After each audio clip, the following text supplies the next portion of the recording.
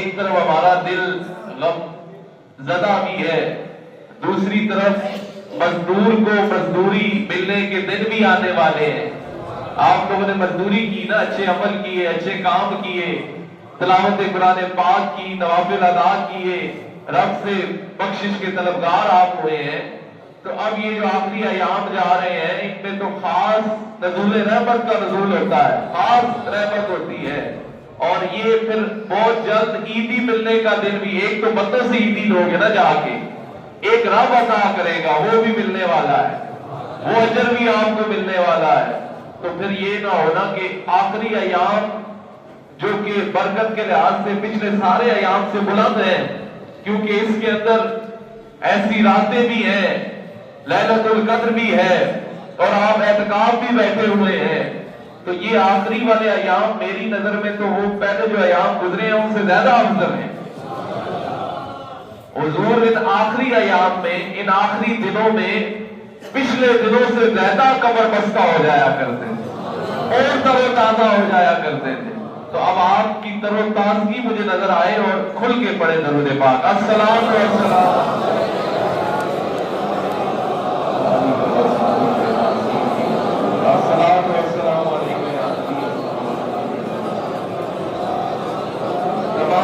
اللہ تعالیٰ کے لیے جو کہ خالق کائنات بھی ہے اور مالک کائنات بھی ہے۔ بعد حمد و ثنا حضور نبی رحمت، شفیع امم، سرور کائنات، روح کائنات، گناہگاروں کے دلوں کی چین، سر لا مکان کے مکین، اللہ کے پیارے اس دکھی امت کے سہارے، صحابہ کی آنکھوں کے تارے، اہل بیت کی آنکھوں کے تارے، سیدہ آمنہ کے دلدار، نبی مختار جناب محمد رسول اللہ صلی اللہ علیہ وآلہ وسلم کی بارگاہ اقدس میں ہدیہ و نیاز پیش کرنے کے بعد یاران طریقت، احباب علم و دانش، غلامان مرشد فقیر پیر ثانی سرکار، غلامان مرشد فقیر پیر سلطان سرکار، اور غلامان مجتبی، غلامان اولیاء، آپ سب کو میری جانب سے السلام علیکم ورحمۃ اللہ وبرکاتہ۔ یہ سلام میں نے اس لیے دیا کہ اس کی بھی عادت ڈال لیجیے۔ میرے سے بڑا یہ ایک خاص پیغام چھوٹ گیا ان دنوں میں کہ سلام کو ویسے نہ سمجھا کیجیے۔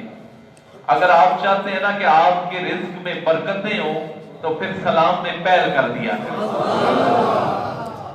رزق میں برکتیں ہوں تو سلام میں، بلکہ علماء نے لکھا ہے کہ جب تم کسی گھر میں داخل ہو اور ادھر کوئی سننے والا نہ ہو تو ویسے خالی گھر کو ہی سلام کر دیا کرو، اور اگر کوئی نہیں سن رہا تو مدینے والا محبوب تو سن رہا ہے۔ تو آپ سلام میں جلدی کیجئے، سلام میں پہل کیجئے، اور جو سلام حضور نے فرمایا جو سب سے اچھا وہی ہے جو سلام میں پہل کرے اور اللہ کی مخلوق کو لنگر کھلائے، عاجزی کرے۔ تو سلام کی بڑی برکتیں، اس کو کل ابھی ذہن میں اگر آ گیا ہے تو کل اس کے اوپر بھی بات ہوگی۔ تو الحمدللہ ثم الحمدللہ جو دن ہمارے گزر رہے ہیں بڑے مزے سے گزر رہے ہیں، اور ہر طرف خیر و عافیت اللہ جو بقایا دن ہے ان میں بھی رکھے، اور خیر و عافیت سے اپنی منزل کی طرف رواں دواں ہے رمضان شریف۔ اور ایک طرف ہمارے دل افسردہ ہیں، جیسے میں نے پہلے کہا، کل بھی یہ بات کی کہ ہم نے اس چیز کا محاسبہ کرنا ہے، ان چیزوں پر غور و فکر کرنا ہے کہ جو کیفیات یا جو معاملات ہم پر اس خاص نشست کے اندر بنتے ہیں، رمضان شریف کے اندر بنتے ہیں، اس کا تسلسل نہ ٹوٹے۔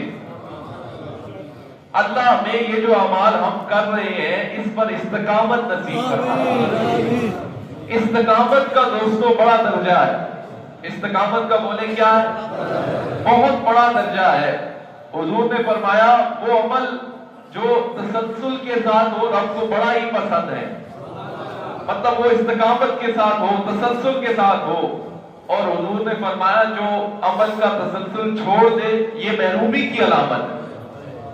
تسلسل کیا ہے کہ ابھی ہماری 5 وقت کی نمازیں الحمدللہ پکی ہیں، تلاوت قرآن بنا کسی لالچ کے ہر وقت ہی کھول کے ابھی کس طرح بیٹھ رہے ہیں، کر رہے ہوتے ہیں، نوافل بنا کسی لالچ کے ویسے ہی روح کو تازگی ملتی ہے، ہمیں کوئی کہتا نہیں ہے، خود سے ہم پڑھتے ہیں، ایسا ہے یا نہیں ہے؟ یہ رمضان شریف میں ایسی ایک اللہ برکتیں ڈال دیتا ہے، ایسی ایک روحانی فضا ڈال دیتا ہے، ایسا ایک روح کو تسکین پہنچا دیتا ہے، ہمیں کوئی نہ بھی کہے تو ہم لوگ وہ عمل، اچھا عمل کی طرف بڑھتے ہیں، اچھا عمل کرتے ہیں، نماز پڑھتے ہیں، نوافل پڑھتے ہیں، تلاوت قرآن کرتے ہیں۔ یہ کیوں کرتے ہیں کہ یہ آپ کا اس خاص موقع کے اوپر، تو اگر کیا ہی اچھی بات ہے کہ یہ تسلسل قائم رہے، یہ تسلسل قائم جو رکھنا چاہتا ہے وہ کہے سبحان اللہ، یہ تسلسل قائم رہے۔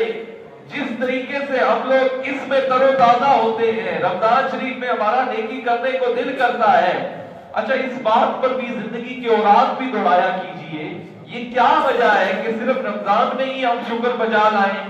یہ کیا وجہ ہے کہ نعمتوں کا تذکرہ ہم رمضان میں ہی کریں؟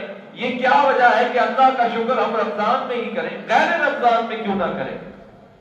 اس بات پر سوچنے کی ضرورت ہے، اس بات پر غور کرنے کی ضرورت ہے۔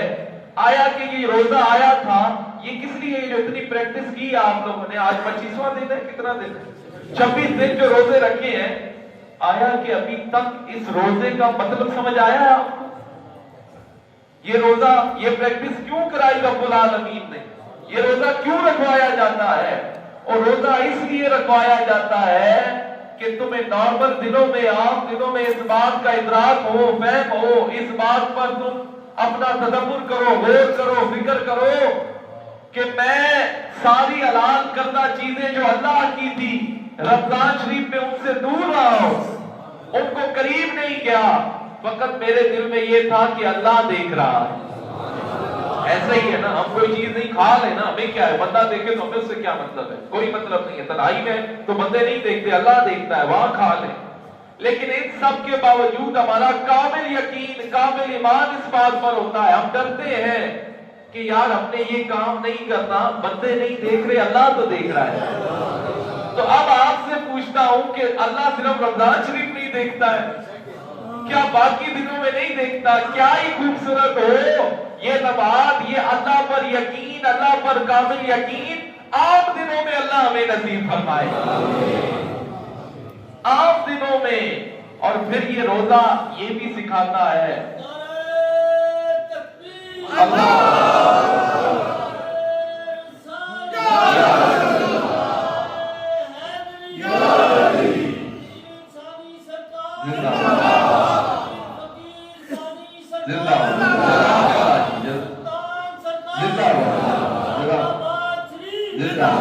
جزاک اللہ۔ تو اب یہ کر رہا ہوں کہ کیا ہی روزے کا پھر ایک مطلب یہ بھی ہے کہ آپ بھوکے رہ کر اس بات پر بھی غور کرتے ہیں کہ آیا چلو مجھے تو 30 دن یا 20 دن بھوکا رہنا پڑ رہا ہے، اللہ کی بندے کچھ ایسے بھی ہیں، اللہ کی مخلوق ایسی بھی ہے، ایسے غرباء بھی ہیں، ایسے مساکین بھی ہیں، ایسے روٹھے ہوئے ہیں جنہیں کوئی بنانے والا نہیں ہے، ایسے غریب ہیں جنہیں کوئی پوچھنے والا نہیں ہے، ایسے صاحب استطاعت لوگ موجود ہیں جنہیں کوئی دینے والا نہیں ہے۔ تو روزہ اس لیے بھی آیا تھا کہ رہتی زندگی تک اس بات پر بھی غور کرو، اور تمہیں تو اللہ نے عنایت دی ہے، اللہ نے تم پر فضل کیا ہے، تو جو ویسے حضور کی امت ہے جنہیں پوچھنے والا کوئی نہیں، جن کے پاس کھانے کے لیے پیسے نہیں، ان کا حال کیا ہوگا۔ تو یہ اس لیے آیا تھا، یہ رمضان شریف اس لیے آیا تھا۔ رمضان شریف اس لیے نہیں آیا تھا کہ مساجد میں پیسے ہو، تراویح 8 ہے، 12 ہے، کیا ہے۔ رمضان شریف میں اس لیے نہیں آیا تھا کہ 20 یہ پڑھے۔ میں کہتا ہوں جس نے اختلاف کرنا ہوتا ہے نا، اس نے اختلاف ہی کرنا ہوتا ہے، اس نے عمل کوئی نہیں کرنا ہوتا۔ آج دیکھتے ہیں پیسے بڑھ گئی، نئے نئے پیسے مباحثہ ہے، ہر طرف ایک طوفان بدتمیزی ہے۔ طوفان بدتمیزی اس لیے ہے جڑا بہت کیڑے کٹے نا، وہ ہر کام میں کیڑے کٹے، بس ہر کام میں سے بس اختلاف ہی اختلاف، اختلاف ہی اختلاف نکالتا رہے، ٹھیک ہے یہ اختلاف حضور نے فرمایا میری امت کا اختلاف باعث رحمت ہے، لیکن یہ باعث زحمت نہ بنے نا۔ اختلاف تو تحقیق پر مبنی تھا، اختلاف تو حق کو پہچاننے میں مبنی تھا، اختلاف اس لیے نہیں تھا کہ ذاتی انعام میں ایک دوسرے کی تذلیل کرو، ذاتی انعام میں ایک دوسرے کو نیچا دکھاؤ، نہیں نہیں۔ تو عرض کرنے کا مقصد ہے رمضان شریف اس لیے نہیں آیا کرتا کہ آپ بس اختلافات میں پڑے جائیں، علمی اختلافات میں پڑے رہو، اور یہ تو اس لیے آیا تھا کہ تمہیں جگانے آیا تھا۔ اور میں بتاؤں یہ حضور کی امت کا یہ خاصہ ہے کہ سال کے اندر ایک یہ رمضان شریف مل جاتا ہے، یہ بجٹ پلان مل جاتا ہے، یہ نیکیوں سے بھرا ہوا مہینہ مل جاتا ہے، یہ وہ نیکیوں سے بھرا ہوا مہینہ کہ جس میں نیکیوں کا جو حساب و کتاب جزائر اور بڑھات دگنا کر دی جاتی ہے، یہ اس لیے آیا تھا۔ اور یہ شکر بنایا کرو، یہ آپ کا اور میرا کمال نہیں ہے، یہ کمال ہے محمد مصطفیٰ کا صلی اللہ علیہ وآلہ وسلم کی، جن کی ہم امت ہے، تب یہ گولڈن اپرچونٹی ہمیں ملی ہے، گولڈن چانس ملا ہے۔ سوچو نا اگر رمضان بھی نہ آتا تو پھر یہ مسلمان کدھر منہ دکھاتے؟ اس بات پہ ڈرتے نہیں ہو تو اس بات پر بھی اللہ کا شکر ادا کیا کرو کہ رمضان آ جاتا ہے اور تم لوگ پھر تر و تازہ ہو جاتے۔ اگر نہ ہوتا پچھلی امتوں کو تو یہ نصیب نہیں تھی، یہ برکتیں ایسے ڈبل جو اجرتیں نہیں نصیب تھی، ڈبل جو اپنا کیا کہتے ہیں جی ثواب نہیں میسر تھا۔ تو آپ لوگ تو خوش نصیب ہیں، اس میں آپ کا کمال نہیں ہے، اس میں مدینے والے کا کمال ہے کہ جن کے صدقے سے وسیلے سے ہمیں یہ سارے موقع ملتے ہیں۔ تو اب ضرورت تھی کہ یہ موقع آیا تو اسے گوانا نہیں چاہیے۔ حضور نے فرمایا محروم ہے وہ شخص کہ جس میں رمضان شریف کا یہ آخری اشرا اس کو نصیب ہوا اور وہ رب سے اپنی بخشش نہ کروا سکا، رب سے اپنی بخشش نہ کروا سکا، محروم ہے وہ شخص۔ تو اس میں عرض کرنے کا مقصد یہ ہے کہ یہ جو چند گھڑیاں ہمارے پاس رہ گئی ہیں اس میں پھر اب تسلسل قائم رہے، بولے اس میں تسلسل، اس میں تسلسل، اللہ ہمیں استقامت نصیب فرمائے، اللہ ہمیں استقامت نصیب فرمائے۔ تو اب آ جاتے ہیں آج کے عنوان کی طرف، جو مجھ سے قبل حافظ احسن محمود صاحب ساتھی آپ نے بھی جو تلاوت کلام الہی کی اسی کا میں نے بھی سہارا لیا، جس میں لیلۃ القدر کی شان ہے۔ اچھا لیلۃ القدر یہ ایک ایسی عظیم سعادتوں والی گھڑیاں ہیں، ایسی شب قدر، یہ جو شب قدر ہے اس کے اندر فرشتے ڈیوٹی پر اتر آتے ہیں، فرشتے آسمان دنیا پر اتر آتے ہیں، ڈیوٹی پر آ جاتے ہیں، اور صرف فرشتے ہی نہیں آتے، جبریل علیہ السلام بھی آتے ہیں۔ اور اس روز اس شب قدر میں جو راتوں کو قیام کرتا ہے، رات کو جاگتا ہے، نوافل ادا کرتا ہے، حضور نے فرمایا اس کے پچھلے سارے صغیرہ گناہ معاف کر دیے ہیں۔ اخلاص کے ساتھ، خلوص کے ساتھ جو ان راتوں کو جاگتا ہے، کیونکہ اس کا تعین میں آگے بتاؤں گا، اس میں اختلاف بھی ہے، لیکن کثیر مفسرین محدثین کا اس بات پر اتفاق ہے کہ یہ 37ویں کی شب ہے، اور آج 30ویں کی رات 30ویں کی ہے، اور آج ختم شریف بھی آج ہی ہے میرا خیال ہے انشاءاللہ رات کو۔ تو میں نے کہا کہ رات سے پہلے ہی آپ کو اس کے فضائل نہ بتا دیے جائیں تاکہ آپ کو پہلے سے ہی جذبہ پیدا ہو جائے، آگے ساتھ راتیں جو ملے تو جذبہ آئے نا، آپ کو پتا ہو کہ آپ کدھر بیٹھے ہیں، کن لمحات میں بیٹھے ہیں، کن ساعتوں میں بیٹھے ہیں، کون سی برکتیں ابھی آپ سے رخصت ہونے والی ہیں۔ تو حضور نے فرمایا جس نے ایمان اور اخلاص کے ساتھ قیام کیا اس رات میں تو اس کے گزشتہ صغیرہ گناہ معاف کر دیے جائیں۔ اچھا اس رات کا میں نے پہلے کہا کہ جو پچھلی عموم تھی، امتیں تھی، انہیں یہ والی سہولت میسر نہیں تھی۔ اچھا اسی حوالے سے حضور علیہ السلام نے جب دیکھا نا کہ میری امت کی جو عمریں ہیں، مطلب عمر ہے، وہ پچھلی امتوں کے مقابلے میں بڑی کم ہے. پچھلی امتوں کے مقابلے بولے کم ہے. اور صحابہ نے اس بات پر جو ہے حضور علیہ السلام سے تشویش کا اظہار کیا اور آپ نے غمگین ہوئے کہ یار پچھلی امتوں کی اگر عمریں زیادہ ہے تو اس کا مطلب ان کے عمل بھی زیادہ ہے، اور اگر اعمال زیادہ ہے تو اس کا مطلب ثواب بھی زیادہ ہے. تو جب حضور بھی غمگین ہوئے اس بات پر کہ میری امت کو تو عمریں کم مل رہی ہیں، حالانکہ بنی اسرائیل کا ایک بندہ ہے کہ جس کو حضرت نوح علیہ السلام کو کتنے 960 سال عمر ملی. اس کے علاوہ بنی اسرائیل کا ایک بزرگ ہے، بندہ ہے اللہ کا، اس کو بھی کتابوں میں روایات میں آتا ہے کہ اس کو 1000 سال جو ہے عمر ملی، وہ بھی آتا ہے. مطلب پچھلی کہنے بات عرض کرنے کا مقصد یہ ہے کہ پچھلی امتوں کو بڑی عمریں ملی. صحابہ اس بات پر غمگین ہوئے کہ اس طرح تو ہم عمل میں پیچھے رہ جائیں گے. یہ بات سننا بڑے غور سے. میں کیوں کہہ رہا ہوں کہ یہ گولڈن اپرچونٹی سب کو نہیں ملتی، یہ گولڈن چانس سب کو نہیں ملتا. یہ جو آپ کو ملا ہے، اس امت کو ملا ہے، اس امت کے فضائل میں سے ہے. یہ ہر کسی کو نہیں ملتا، یہ آپ کو ملا ہے. تو جب حضور غمگین ہوئے تو اتنے میں حضرت جبریل علیہ السلام آ گئے. یہ کیسا محبوب ہے، ادھر غمگین ہوتا ہے رب جبرائیل کو بھیج دیتا. تو آپ تشریف لے آئے اور آ کر حضور سے فرمایا حضور غمگین نہ ہوئیے، ٹھیک ہے کہ پچھلی امتوں کی عمریں زیادہ تھی، لیکن اس امت پر اللہ نے ایک فضل کر دیا ہے، اس میں ایک ایسی رات دے دی ہے، وہ ایسی رات ہے جو 1000 مہینوں سے بھی افضل رات ہے.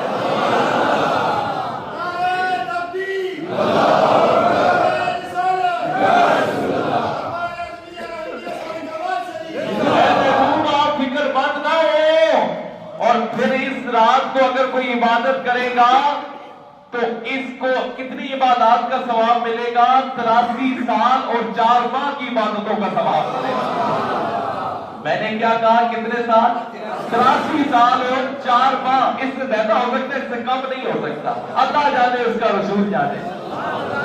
تو فرمایا ان کو ایک ایسی رات ہم عطا کر دیں گے جس کو لیلۃ القدر کہتے ہیں، شب قدر کہتے ہیں، اور وہ قدر والی رات ہے. وہ ایسی عطا کر دیں گے اے محبوب غمگین نہ ہو. اس میں ان کا تھوڑا سا عمل بھی پچھلی امتوں پر بھاری عمل ہے. اب سمجھ آ رہی ہے قدر اس رات کی؟ اچھا، اب ایک اور بات جو علماء نے لکھی ہے، اس کو لیلۃ القدر اس لیے بھی کہا جاتا ہے کہ اس میں جو اعمال کیے جاتے ہیں وہ رب کے ہاں بڑی قدر والے ہوتے ہیں. لیکن اعمال کیے بھی تو جائے نا، غفلتیں نہ ہو، سستی نہ ہو.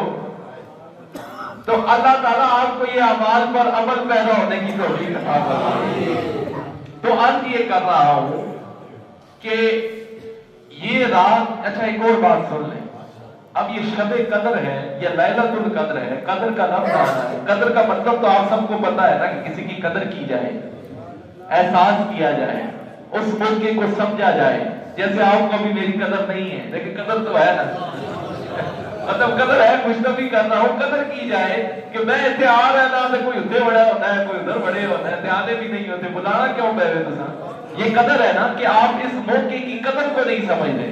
ایسا ہی ہے، میں آسان لفظ کسی کی دل آزاری کرنا مقصد نہیں ہے، خوشطبی کر کے ساتھ بات سمجھانا چاہ رہا ہوں، ساتھ کے آپ کو احساس دلوانا چاہ رہا ہوں. ان موقعوں کی قدر جس کو ہوتی ہے تو پہلے ادھر آگے بیٹھا ہوتا ہے، جو پیچھے ہیں وہ بھی ہمارے دل میں بیٹھے ہیں. ویسے بات سمجھانے کی بات کر رہا ہوں کہ قدر بڑی ضروری ہے، احساس بڑا ضروری ہے.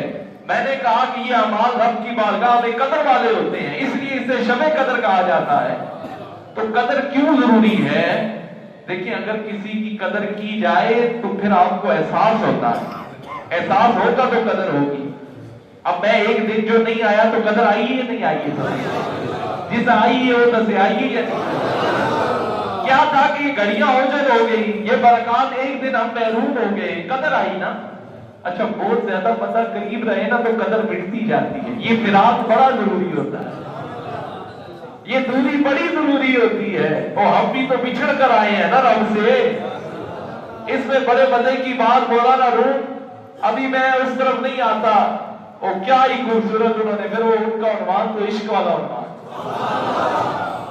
انہوں نے اس بانسری ہوتی ہے نا، بانسری کو بڑے خوبصورت انداز میں سمجھایا کہ ذرا اس بانسری کو بھی تو دیکھو، وہ جس پیڑ اس کی آپ نے جس کو الگ کرتے ہیں، چلو میں درخت کہہ دیتا ہوں، بانسرا یا کچھ آپ نے تو سب بخار اس کا لفظ ہوتا ہے، اور اس بانسری پر بھی تو ذرا غور کرو جو اپنے اس اصل سے جدا ہوئی ہے، اپنی اس اصل سے مطلب کٹ آئی ہے، کسی ایسا کٹ آتا ہے، ایسا خوب اس کٹیا شٹیا ہے، مرمت کیتی ہے، سدھی کیتی ہے، پھر اسا خالی کیتا، اندر سوراخ کیے، اندر آپ نے فرمایا وہ اس کا جسم تھا، اور یہ بانسری اس سے نکھر کر خود روح ہو گئی، مطلب اس کے فراق میں، اس کے وصل میں، اب جو دل جلا ہوتا ہے وہ اس کو بجاتا ہے، بانسری خود نہیں بولتی، یہ اس کے اندر کا درد بولتا ہے۔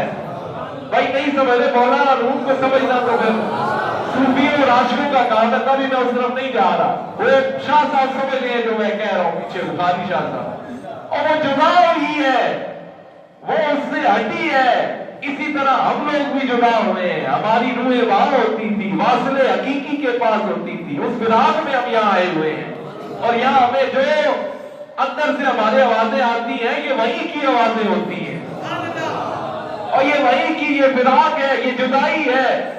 تو آپ فرماتے ہیں کہ اس بانسری کو دیکھو، جو بانسری ہر بندہ نہیں بجا سکتا، جو درد والا ہو وہی بجا سکتا، وہ اپنے درد سناتی ہے۔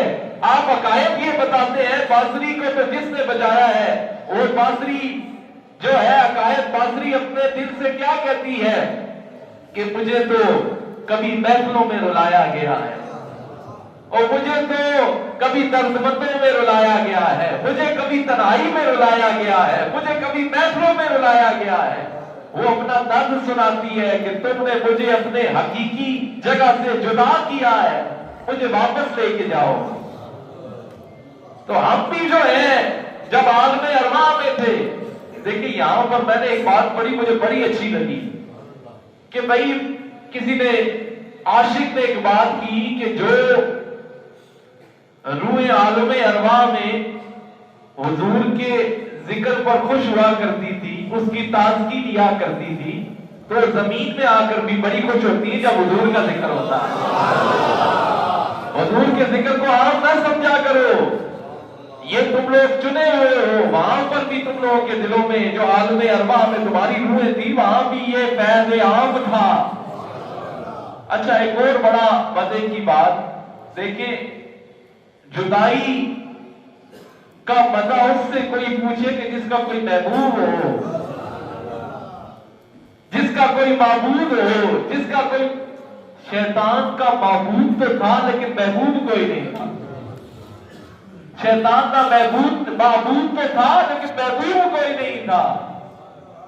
تو اللہ تعالی ہمیں یہ اپنی روح کو تازہ کرنے کی پہچان نصیب فرمائے۔ تو یہ بانسری کے بیچ میں بات آ گئی پھر بدی کہ یہ بانسری کو ہی سمجھیے کہ ہر کوئی اپنے حساب سے، ہر درد والا اپنے حساب سے اس کو بجاتا ہے، لیکن درد والا بجاتا ہے۔ اب اس میں جو سراغ ہے وہ اس بات کی طرف ہے کہ تم بھی اپنے آپ کو خالی کرو، جھوٹ سے اندر سے خالی کرو، کینے سے اندر سے خالی کرو، غرور سے اندر سے خالی کرو۔ جب یہ چیزیں خالی ہوں گی تو پھر درد نصیب ہوگا، پھر درد نصیب۔ یہ تو بیچ میں چلو مولانا روم کو ہم نے کچھ کر دیا، بیچ میں ان کا تذکرہ آ گیا، تو اب یہ کر رہا ہوں کہ قدر بڑی ضروری ہے، قدر بڑی اونچا بولے، قدر بڑی ضروری ہے۔ تو یہ قدر والی رات، اور ایک اور بڑا باریک سا جملہ بولنے لگا ہوں، قدر اگر کی جائے تو ہر رات ہی شب قدر، اسی پر ہے یہ سارا عنوان، یہ ساری باتیں علماء کی ہیر پھیر کے سب گمان کے وہ اسی بات کی طرف نشاندہی کرتے ہیں، احساس دلواتے ہیں لوگوں کو، جو میں نے ایک جملے میں بتا دی کہ اگر قدر کی جائے تو ہر رات ہی شب قدر ہے، اور یہ عنوان ہے ہمارا، اسی پر ہم باتیں کر رہے ہیں۔ تو یہ قدر اللہ آپ کو نصیب فرمائے، اللہ قدر اپنے بندوں کی بھی نصیب فرمائے، اللہ قدر امت کے اولیاء کی بھی نصیب فرمائے، اللہ قدر اہل بیت کی بھی نصیب فرمائے، اللہ قدر حضور کے اصحاب کی بھی نصیب فرمائے۔ قدر سے ہی سارا معاملہ ہے۔ آپ پہلے قدر کو سمجھیں گے، پھر شب قدر کو سمجھیں گے، پھر آپ کو قدر آئے گی۔ اور جس کو قدر نہیں آئے گی وہ تو بے قدرہ ہے، وہ بے قدرہ ہے۔ اصلا نال جے نیکی کریے نسلہ تک نہیں بھلتے، اور بے نسلہ نال جے نیکی کریے پٹھیاں چالا چل دے۔ میاں محمد باقی صاحب ادھر اگر آؤں تو یہ تو پھر ایک اور ہی عنوان ہے، بڑا گہرا عنوان ہے۔ چلو اینڈ پہ کچھ آپ کی خوشی کے لیے سنا دوں گا، لیکن ابھی اگر ایک کام میں نال شروع کر دے وہاں پھر سے فجر تک اتنی بیٹھے رہے سارے دن، ادھر تو سارے معاملات۔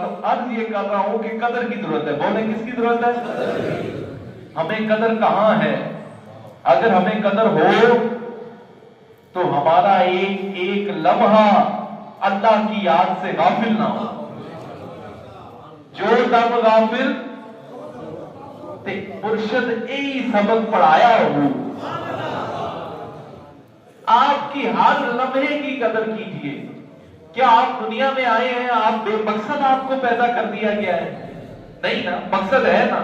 مقصد یہ ہے کہ دنیا میں آؤ، اللہ کی نعمتوں کا شکر ادا کرو، اللہ کی نشانیوں کو دیکھو، زمین میں نکلو، سیر کرو، دیکھو اللہ کی قدرتوں کو دیکھو، مشاہدہ کرو، مشاہدہ حق کرو، اور پھر اپنے دلوں کو اللہ کی یاد سے منور کرو۔ دنیا میں اس لیے آئے ہو کہ حضور پر درود پاک کے نذرانے پیش کرو، اس لیے دنیا میں آئے ہو۔ دنیا کا مقصد یہ ہے، دنیا کی قدر اس لیے کرو۔ دیکھیے کسی کے آنکھوں میں آنسو آ جانا یہ بھی درود ہے۔ آنکھوں میں یہ آنسو جو آ جاتے ہیں، اس پر آپ اللہ کا شکر ادا کیجئے کہ یہ آنسو عطا کا نام ہے، آنسو حاضری کا نام ہے، آنسو قلب حضوری کا نام ہے۔ آنسو ویسے نہیں آتے دوستوں، یہ ریاکاری سے نہیں آتے، یہ کسی کی کہیں لگی ہو تو اسے ہی آتے۔ داتا صاحب سے رحمت اللہ علیہ آپ سے کسی نے پوچھا حضور اگر کسی کو رونا ہی نہ آئے، رونے والا منہ بھی نہ بنا سکے، تو پھر آپ نے فرمایا وہ اپنے مقدر پر رویا ہے۔ اگر آپ کا دل اتنا پتھر ہو چکا ہے، اگر آپ کا دل اتنا پتھر ہے کہ رونا نہیں آتا، رونا تو بڑی سونی چیز ہے، ان کی یاد میں جو رو پڑا یہی درود ہے، ان کی باتیں اخلاص سے کر لی یہی درود ہے، ان کی یاد سے دلوں کو روشن کر لیا یہی درود ہے۔ اللہ کو بھی تو دیکھیں نا، درود اس نبی پر پڑھ رہا ہے، لیکن اس نبی کو بدر و حنین کے واقعات سے بھی گزارتا ہے۔ درود انسانیت کی یہ معراج ہے کہ اللہ ایک انسان پر درود پڑھ رہا ہے، یہ انسانیت کی معراج ہے۔ یہ کس کی بولے معراج ہے؟ یہ فخر انسانیت ہے محمد عربی۔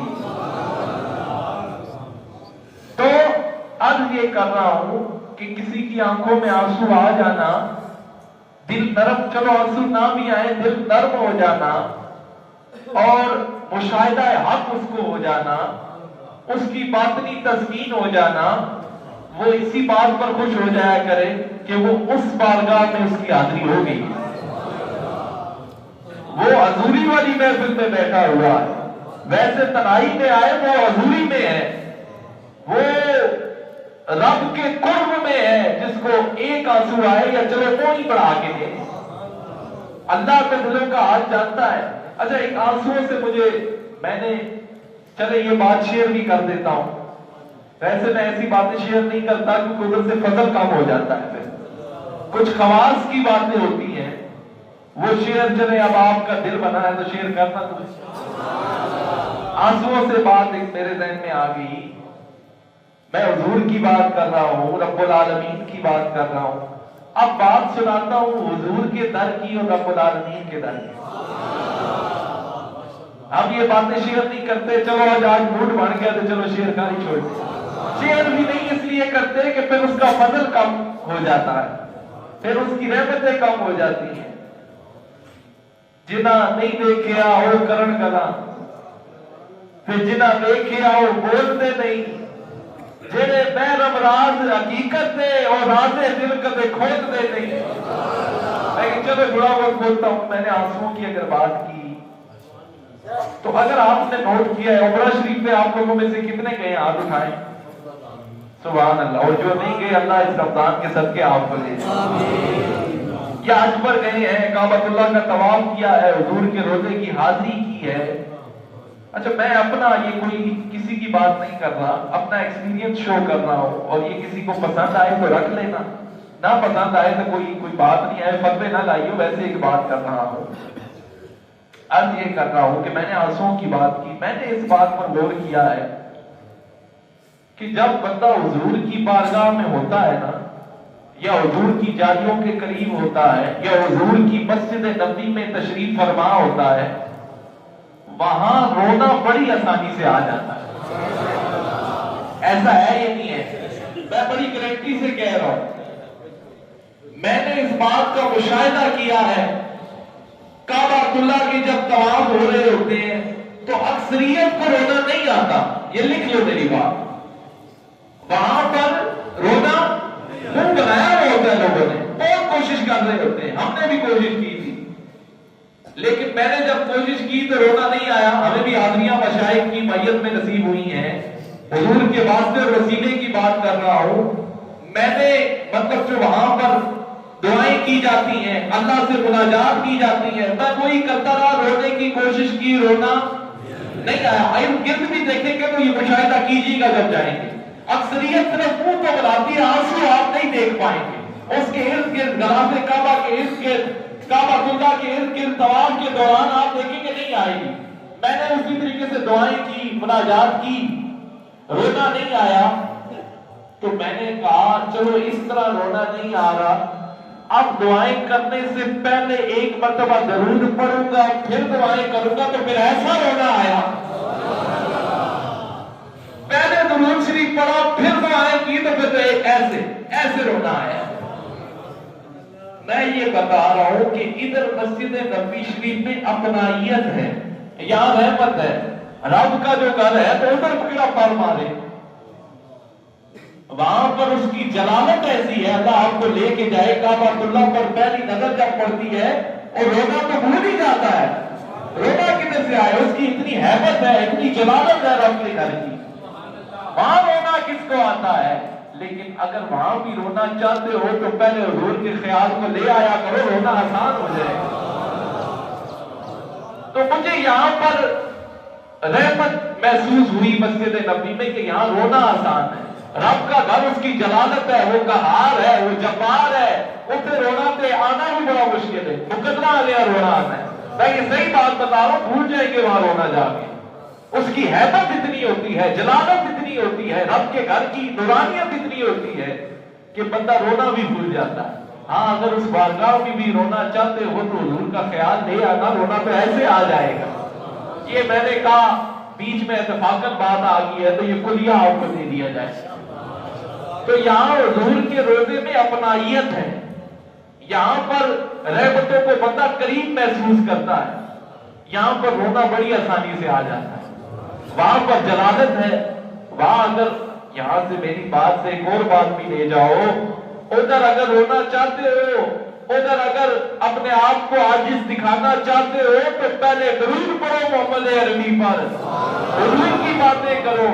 تو پھر جب حضور کی باتیں کرو گے تو رب تمہاری باتوں کی قدر کرے گا. جب حضور کی باتیں کرو گے تو تمہارے دل کو رب نرم کرے گا. تو پھر جب حضور کی باتیں کرو گے تو ہمیں لوگ روکتے ہیں جی کہ ادھر تو بس یہی کرو، تو ہمیں تو طواف کا مزہ ہی نہیں آتا کہ جب تک حضور کا خیال نہ لایا جائے. ہمیں اصل کیا طواف دسنا ہے. اور جن کی وجہ سے طواف ہو رہے ہیں، جن کی وجہ سے کعبۃ اللہ آباد ہے، جن کی وجہ سے مسجد نبوی آباد ہے، ان کے خیال کو نکال کر ہم طواف کیسے کریں؟ کدھر کدھر سے خیال کو روکو گے؟ کہیں کہیں سے تو خیال آ ہی جائے گا، کدھر کدھر سے روکو گے؟ تو یہ بیچ میں ایک ضمنت بات آ گئی اور میں نے عرض کر دی تو اب اپنے قدر والے ٹاپک کی طرف ہی بڑھتے ہیں کہ میں نے یہ عرض کی اور پھر اس شب قدر کے اندر اچھا آپ ایک اور اس میں بات سن لیجیے. بعضوں کے نزدیک بلکہ امام اعظم ابو حنیفہ رحمۃ اللہ علیہ آپ کے نزدیک اس کا کوئی فکس دن نہیں ہے شب قدر کا. سال بعد یہ کسی بھی رات میں آ سکتی ہے. اور علماء کے نزدیک بھی اس کا کوئی فکس دن نہیں ہے. لیکن تاک راتوں میں ڈھونڈنے کی علماء نے تاکید فرمائی ہے. اور تاک راتیں کون سی ہیں ذرا بولیں؟ 21ویں 23ویں 25ویں 27ویں اور 29ویں، جس کو آپ ویسے ہی گوا دیتے ہیں. لیلۃ الجائزہ کو ویسے ہی گوا دیتے ہیں کہ وہ فارغ ہو گئے وہ عبادتیں کر چھوڑیاں، چاند رات دے تو ہے پر چلو.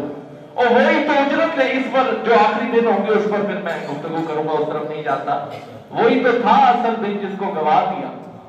کیوں کہہ رہا ہوں کہ شریعت اس کام کو پسند کرتی ہے کہ جس کا سٹارٹ بھی اچھا ہو اور اختتام بھی اچھا ہو، جس کا آغاز بھی بولیں جس کا آغاز بھی اور اختتام بھی اچھا ہو. شریعت اس بات کو بڑا پسند کرتی ہے. شریعت اس بات کو بڑا پسند کرتی ہے. تو مطلب تاک راتوں میں بھی ڈھونڈے. اچھا اس بات کی طرف آ جاتے ہیں کہ اس رات کو پوشیدہ کیوں رکھا گیا. میں نے کہا کہ مختلف تاک راتوں میں ڈھونڈیے، 27ویں میں ڈھونڈیے، 21ویں میں ڈھونڈیے، 23ویں میں ڈھونڈیے، 25ویں میں ڈھونڈیے. بلکہ اس میں حدیث پاک بھی ہے، بخاری شریف کی ہے کہ حضور علیہ السلام اپنے حجرے سے باہر تشریف لائے اور فرمایا کہ آج میں نے تمہیں شب قدر کے حوالے سے بتانا تھا، لیکن دو مسلمان آپس میں جھگڑ رہے تھے، اس کی وجہ سے اللہ نے اس بات کو راز میں رکھ لیا، راز میں رہ گئی. اس کا مطلب جھگڑنا بھی بڑی بری بات ہے کہ بعض اوقات اتنی بڑی رحمت کے سے آپ محروم ہو جاتے ہیں صرف جھگڑنے کی وجہ سے. تو فرمایا تمہیں وہ بات بیان کرتا، لیکن تمہارے جھگڑنے کی وجہ سے اللہ نے اس بات کو پوشیدہ رکھا ہے، راز میں رکھا ہے کہ شب قدر کب. تو اب آتے ہیں شب قدر کب ہے، اس کو پوشیدہ کیوں رکھا گیا ہے. اس کو ہم نے اس سوال کو جانچنا ہے، اس سوال کے اوپر غور کرنا ہے. جس طرح اور احکام بڑے واضح ہیں، کھلی تشریح میں ہمیں بعض اوقات مل جاتے ہیں، تو شب قدر کو کیوں ہائڈ رکھا گیا، اس کو سیکرٹ کیوں رکھا گیا، اس کو پوشیدہ کیوں رکھا گیا. شب قدر کو پوشیدہ، پوچھا بولے پوشیدہ، اس بات کو دیکھنا ہے. دیکھیں اس کو پوشیدہ رکھنے میں بھی اللہ تعالیٰ کی بڑی مشیت شامل ہے، اس کی رضا شامل ہے. میں کہتا ہوں شب قدر کو جس طرح اللہ نے اپنی رضا کو عطاؤں میں پوشیدہ رکھا ہے، اللہ نے اپنی رضاؤں کو کس میں پوشیدہ رکھا ہے؟ عطاؤں میں. اللہ نے اپنی رضاؤں کو کس میں پوشیدہ رکھا ہے؟ اور اللہ نے اپنے غضب کو کس میں پوشیدہ رکھا ہے؟ گناہوں میں. اللہ نے اپنے غضب کو کس میں پوشیدہ رکھا ہے؟ اونچا بولے کس میں پوشیدہ رکھا ہے؟ اور پھر دعا کی قبولیت کو اس نے دعاؤں میں پوشیدہ رکھا. یہ احکام بھی ہیں، یہ اعمال بھی ہیں جو سمجھنے کی ضرورت ہے. یہ بھی تو پوشیدہ ہے یا نہیں؟ ذرا کہیں نا سبحان اللہ. اور پھر اللہ تعالیٰ نے بعض اپنے ولیوں کو بھی پوشیدہ رکھا، اپنے ولیوں کو بھی پوشیدہ رکھا ہے. اسی طرح شب قدر کو بھی پوشیدہ رکھا گیا ہے کہ مومنین کے دلوں میں اس کے جو اس کی فضیلت ہے وہ بڑھ جائے، تاکہ وہ ہر رات میں ہی قیام کرے اور سجود کرے.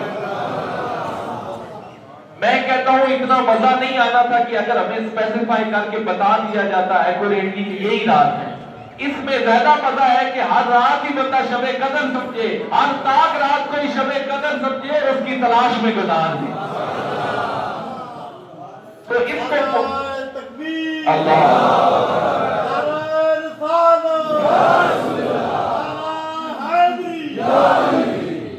تو اس کا کوئی دن تعین کرنے کا مقصد یہی ہے کہ بندہ ہر رات کی قدر کرے، ہر تاک رات کی قدر کرے. اس طرح آپ کے اندر احساس پیدا ہوگا، اس طرح آپ کے اندر اس کو ڈھونڈنے کی صلاحیت پیدا ہوگی، اس طرح آپ کے اندر آپ غور و فکر کریں گے کہ آپ کو تلاش کرنی کرنی ہے۔ ہر رات ایسے گزارنی ہے، جیسے میں نے پہلے کہا کہ اگر قدر کی جائے تو ہر رات ہی، دیکھو میں نے ایک جملے کے اندر یہی گفتگو گھما رہا ہوں، جس کو میں نے ایک جملے کے اندر سمجھایا ہے، اگر قدر کی جائے تو ہر رات ہی۔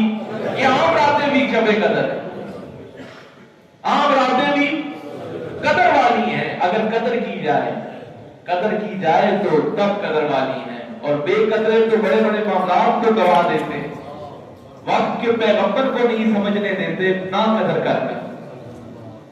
بے قدرے تو ابو جہل اور ابو لہب بن جاتے ہیں، اور جنہوں نے قدر کی ہے وہ ابو بکر صدیق بن گئے ہیں، جنہوں نے قدر کی ہے وہ فاروق اعظم بن گئے ہیں، جنہوں نے قدر کی ہے وہ عثمان غنی بن گئے ہیں، جنہوں نے قدر کی ہے وہ حیدر کرار بن گئے ہیں، جنہوں نے قدر کی ہے وہ حسن حسین بن گئے ہیں، جنہوں نے قدر کی ہے وہ سیدہ فاطمہ طیبہ طاہرہ عابدہ ذاتیہ سلام اللہ علیہا آپ بن گئی ہیں۔ یہ قدر کرنے والوں کے لیے بات، یہ میں نے ان کی لسٹ گنوا رہا ہوں جو قدر کر رہے ہیں۔ حضور کے صحابہ نے قدر کی ہے، حضور کے اہل بیت نے قدر کی ہے۔ دیکھیں بعض اوقات بہت بڑی بڑی برکتوں کو بندہ بے قدری کی وجہ سے گوا دیتا ہے۔ میں نے پہلے کہا کہ یہ جن دو مسلمانوں نے لڑائی کی تو یہ بے قدری کی علامت ہے نا، جھگڑا ہو رہا ہے آپس میں، وہ اس معاملے میں ہے کہ شب قدر جیسی عظیم دولت سے ہم محروم ہوں گے، اس کو پوشیدہ رکھا گیا کہ وہ کب ہے؟ تو معلوم ہوا کہ قدر کی بڑی قدر کی بڑی اہمیت ہے۔ قدر بعض اوقات اگر قدر کی جائے تو بڑے بڑے لمحات بندہ چٹکیوں میں سمجھ جاتا ہے، بڑی بڑی سعادتیں چٹکیوں میں ان کا مشاہدہ کر لیتا ہے، اور اگر قدر نہ کی جائے تو غفلت میں پڑا جاتا ہے۔ اس کے سامنے آپ ہزار دلیلیں بھی رکھیں گے اس کے کسی کام کی، اس کے اب شیطان نے بھی تو قدر نہیں کی نا، اپنے آپ کو افضل جانا کہ میں آپ کا بنا ہوا، یہ مٹی کا، ان کی میں نے کیا قدر کرنی، بتا اپنے آپ کو بہتر جانا۔ تو قدر آپ کریں گے، قدر بہت ضروری ہے۔ قدر صرف شب قدر کی قدر نہیں، اپنے بھائیوں کی قدر کرنا ضروری ہے، اپنے والدین کی قدر کرنا ضروری ہے، اپنے بہنوں کی قدر کرنا ضروری ہے، اپنے بھائیوں کی قدر کرنا ضروری ہے، اپنی ماؤں کی قدر کرنا بڑی ضروری ہے۔ یہی قدر ہے، یہی قدر ہے۔ بس قدر کو سمجھیے، صرف شب قدر کے پیچھے نہ پڑو، اللہ کی بنائی ہوئی ہر مخلوق کی قدر کے پیچھے پڑو، اللہ کی بنائی ہوئی اللہ کا ہر بندے کی قدر کرو، اللہ کے ہر بندے کی قدر کرو، تب قدر ہے۔ انسانیت کی قدر کرو تب قدر ہے۔ تو قدر کو سمجھنے والی ضرورت ہے، قدر کی پہچان کی ضرورت ہے۔ اللہ تعالیٰ ہمیں قدر نصیب فرمائے۔ جب آپ بندوں کی قدر کریں گے، بڑا جملہ کہنے لگا ہوں، جب آپ بندوں کی قدر کریں گے تو پھر شب قدر کی خود سمجھ آئے گی۔ ایک طرف اللہ کی مخلوق کو ناراض کر کر اگر کوئی شب قدر کی تلاش میں رہتا ہے تو اس کو شب قدر کا کوئی فائدہ نہیں۔ ایک طرف اللہ کی مخلوق کو ناراض کر کر اگر کوئی تنافل میں لگا رہتا ہے تو اس کا کوئی فائدہ نہیں۔ ایک طرف اللہ کی مخلوق کو ناراض کر کر اگر کوئی تلاوت کرنے میں لگا رہتا ہے تو اس کی تلاوت کا کوئی فائدہ نہیں۔ شب قدر ہی تب قدر دے گی جبکہ آپ اس کی قدر کریں گے کہ جب بندوں کی قدر کریں، اللہ کی مخلوق کی قدر کریں، تو یہ قدر ہے۔ تو اب آتے ہیں اس بات کی طرف کہ اس رات کے اندر کچھ ایسے لوگ بھی ہیں جو اس رات کے آنے کے باوجود بھی محروم رہتے ہیں۔ اب یہ بھی سن لیں، میں نے کیوں ان باتوں کو گھمایا، بار بار قدر اور انسانیت کی قدر اور ان چیزوں کو کیوں بار بار ایمفسائز کر رہا ہوں؟ وہ اس لیے کر رہا ہوں کہ اس رات میں سوائے ان 4 لوگوں کے سب کی بخشش ہوگی، ان 4 کی نہیں ہوگی۔ کن 4 کی نہیں ہوگی؟ حضور نے فرمایا سب سے پہلا وہ ہے جو ایک عادی شرابی ہے، مطلب شراب کی عادت اسے لگ گئی ہے، شراب کی اسے، اس کی بخشش نہیں ہوگی۔ دوسرا فرمایا جو والدین کا نافرمان ہے اس کی بخشش بھی نہیں ہوگی۔ تو یہاں سے پتہ لگا کہ ایک بندہ والدین کا نافرمان ہے، شب قدر کو ڈھونڈنے لگا ہوا ہے، بخشش کرانے پہ لگا ہوا ہے، نمازیں پڑھنے پر لگا ہوا ہے، کوئی فائدہ نہیں ہے اس نمازوں۔ ایک طرف آپ کے والدین ناراض ہیں، دوسری طرف آپ لوگ اللہ کو منانے لگے، اور پہلے اپنے والد کو تو منا کہ جس کی رضامندی میں اللہ نے اپنی رضامندی رکھی ہوئی ہے اس سے بھی مناؤ، اس والدہ سے مناؤ کہ جس کی پیروں تلے جنت ہے اس سے بھی منا لو پہلے جا کے، پھر شب قدر فائدہ دے گا۔ پھر آپ نے فرمایا اس کی بھی بخشش نہیں ہوگی جو قطع رحمی کرتا تھا، مطلب تعلقات توڑتا تھا، رشتہ داروں سے تعلقات توڑ دیے، منافق بن کر بیٹھا رہا، حسد کرتا رہا، تو اس کی بھی بخشش نہیں ہوگی۔ پھر فرمایا ان کی بھی، میں نے کیا کہا تھا پہلے کہ اللہ کی مخلوق کا خیال کریں گے، یہ میری باتیں آ رہی ہیں آپ سامنے، آپ صحیح سمجھ آئے گی۔ پھر چوتھی بات بڑی ہے کہ وہ لوگ جو آپس میں عداوت رکھتے ہیں ان کی بھی بخشش تو معلوم ہوا کہ اللہ کی مخلوق کی جب پرواہ کرو گے، جب اللہ کی مخلوق میں محبتیں تقسیم فرماؤ گے، جب ایک دوسرے سے کدورتیں دور کرو گے، ایک دوسرے سے بھائی چارہ اختیار کرو گے، تو تب تم شب قدر میں بخشے ہوئی جاؤ گے اور تمہاری مغفرت بھی ہوگی، تب بھی تمہاری مغفرت ہوگی، بخشش ہوگی۔ تو اس میں ایک اور بات بھی وہ بڑی میرا خیال سے سلطان العارفین نے ہی یہ بات کی ہے، یا کہ راتی جاگن کرن عبادت، راتی جاگن کتے تے تو ہوتے۔ اب صرف عبادت ہی کریں گے تو آپ فرما رہے راتی جاگنے کا نام ہے کیا؟ صرف رات کو جاگا ہی جائے، راتی جاگن کرن عبادت، راتی جاگن کتے تے تو ہوتے، تے تو ہوتے، بوکن تو بد مول نہ ہوتے، بوکن تو بد مول نہ ہوتے، جا روڑی تے ستے تے تو روڑی پر کہیں بھی جگہ مل جائے سو جاتے ہیں، روڑی تے ستے۔ اب بابا بلے شاہ صاحب کا یہ بات ہے، وہ آئے گا بھی اس کا۔ تو آپ نے فرمایا تے تو اٹھتے، بولے تے تو خسم اپنے دا در نہ چھڑ دے، خسم اپنے دا در نہ چھڑ دے، پاوے وجن جتے تے تو، پاوے وجن جتے تے تو اٹھتے، او بلیا چل جا یار منا لے، او بلیا چل جا یار منا لے، او نہیں تے بازی لے کے کتے تے تو اٹھتے۔ تو یہ کیا ہو گیا؟ او بلیا چل اٹھ یار منا لے، نہیں تے بازی لے کے کتے تے تو اٹھتے۔ تو عرض کرنے کا مقصد یہ ہے کہ صرف جاگنا ہو، روٹھا ہوا ہو، مخلوق کو منایا نہ ہو، ایویں نوافل ادا کر رہا ہو تو کوئی فائدہ۔ وفاداری کیجئے، کتا جس طرح وفادار ہے وفاداری کیجئے۔ انسان تو اشرف المخلوقات ہے، آپ کو تو ڈبل وفاداری کرنی چاہیے۔ یہ تو مثالیں دی جاتی ہیں نا کتے کی، کہ اس کی ایک صفت پائی جاتی ہے کہ وہ مالک کے ساتھ بڑا وفادار ہوتا ہے۔ تو جب کتا اپنے مالک کے ساتھ بڑا وفادار ہے تو آپ اپنے مالک کی حقیقی کے ساتھ کیوں نہیں وفادار؟ اس کو کیوں نہیں مناتے؟ تو یہی بابا بلے شاہ نے اس کے اوپر روشنی ڈالی۔ تو اب یہ تو میں نے ساری بحث کی، اب ایک عاشقوں کی بات نہ سناؤں؟ شب قدر ڈھونڈی جا رہی ہے، شب قدر کو تاک راتوں میں ڈھونڈا جا رہا ہے، شب قدر کی فضیلت بتائی جا رہی ہے، لیکن ایک عاشق ہے جو کچھ اور ڈھونڈنے میں لگا ہوا ہے انسانوں۔ وہ عاشق حسن سجری ہے، خواجہ اجمیری ہے۔ ان سے جا کر ان کی کیفیت نہ پوچھے کہ آپ اس رات میں کیا کر رہے ہیں، ہم ادھر ڈھونڈنے میں لگے ہوئے ہیں، ہم یہاں اس کی پوشیدگی کو دیکھ رہے ہیں، ہم یہاں غور و فکر کر رہے ہیں، یہاں اس کے فضائل بیان کر رہے ہیں، وہ حق ہیں۔ ذرا آؤ اللہ کے اس ولی شاہ ہند الولی سے بھی تو پوچھیں یہ کیا کر رہا ہے ذرا۔ آپ فرماتے ہیں مدم خاک سرے، مدم خاک سرے اور کوئے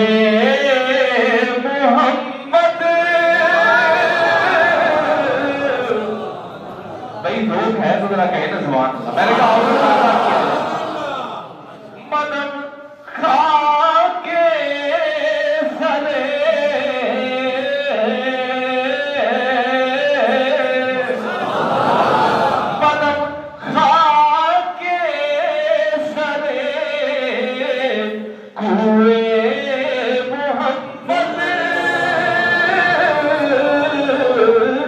اسیر حلقائے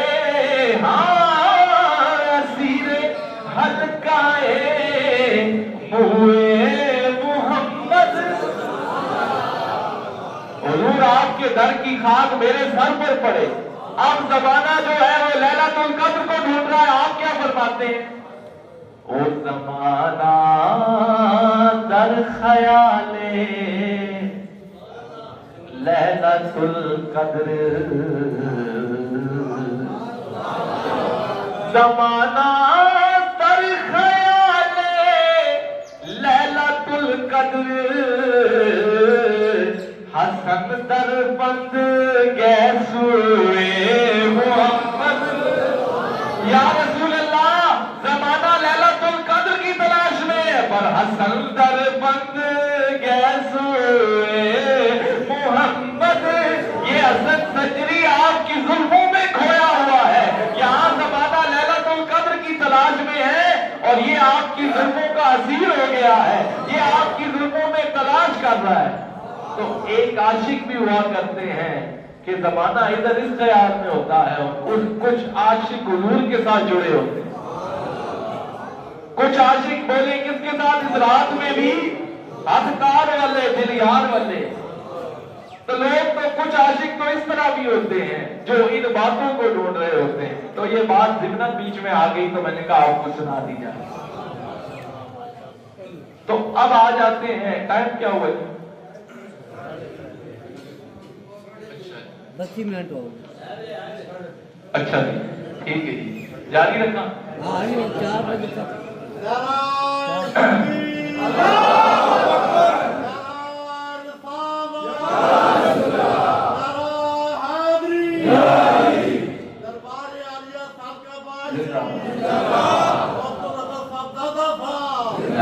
اچھا جی اب ان باتوں کی طرف آ جاتے ہیں جو میں آج کے لیے آپ کے لیے چن کر لایا ہوں. حضور کے وہ 5 فرامین میں آپ گارنٹی سے کہتا ہوں زندگی میں اگر اس کی عادت ڈال لو گے تو تم کامیاب ہو. ذرا سننا جو چاہتا ہے وہ اونچی آپ اٹھا کر کہتا ہاتھ اس لیے اٹھائے کہ تھوڑی سستی دور ہو جائے. یہ اس لیے اٹھوائے ہیں. اچھا اب یہ جو آیات مبارکہ یہ جو فرمانے عالی ذیشان سنانے لگا ہوں اس کو آپ نے اپنی زندگی کے اندر امپلیمنٹ بھی کرنا ہے, عمل پیرا بھی ہونا ہے. حضور نے فرمایا 5 چیزوں کو 5 چیزوں سے قبل غنیمت جانا. کتنی چیزوں کو؟ اونچا بولو بھائی.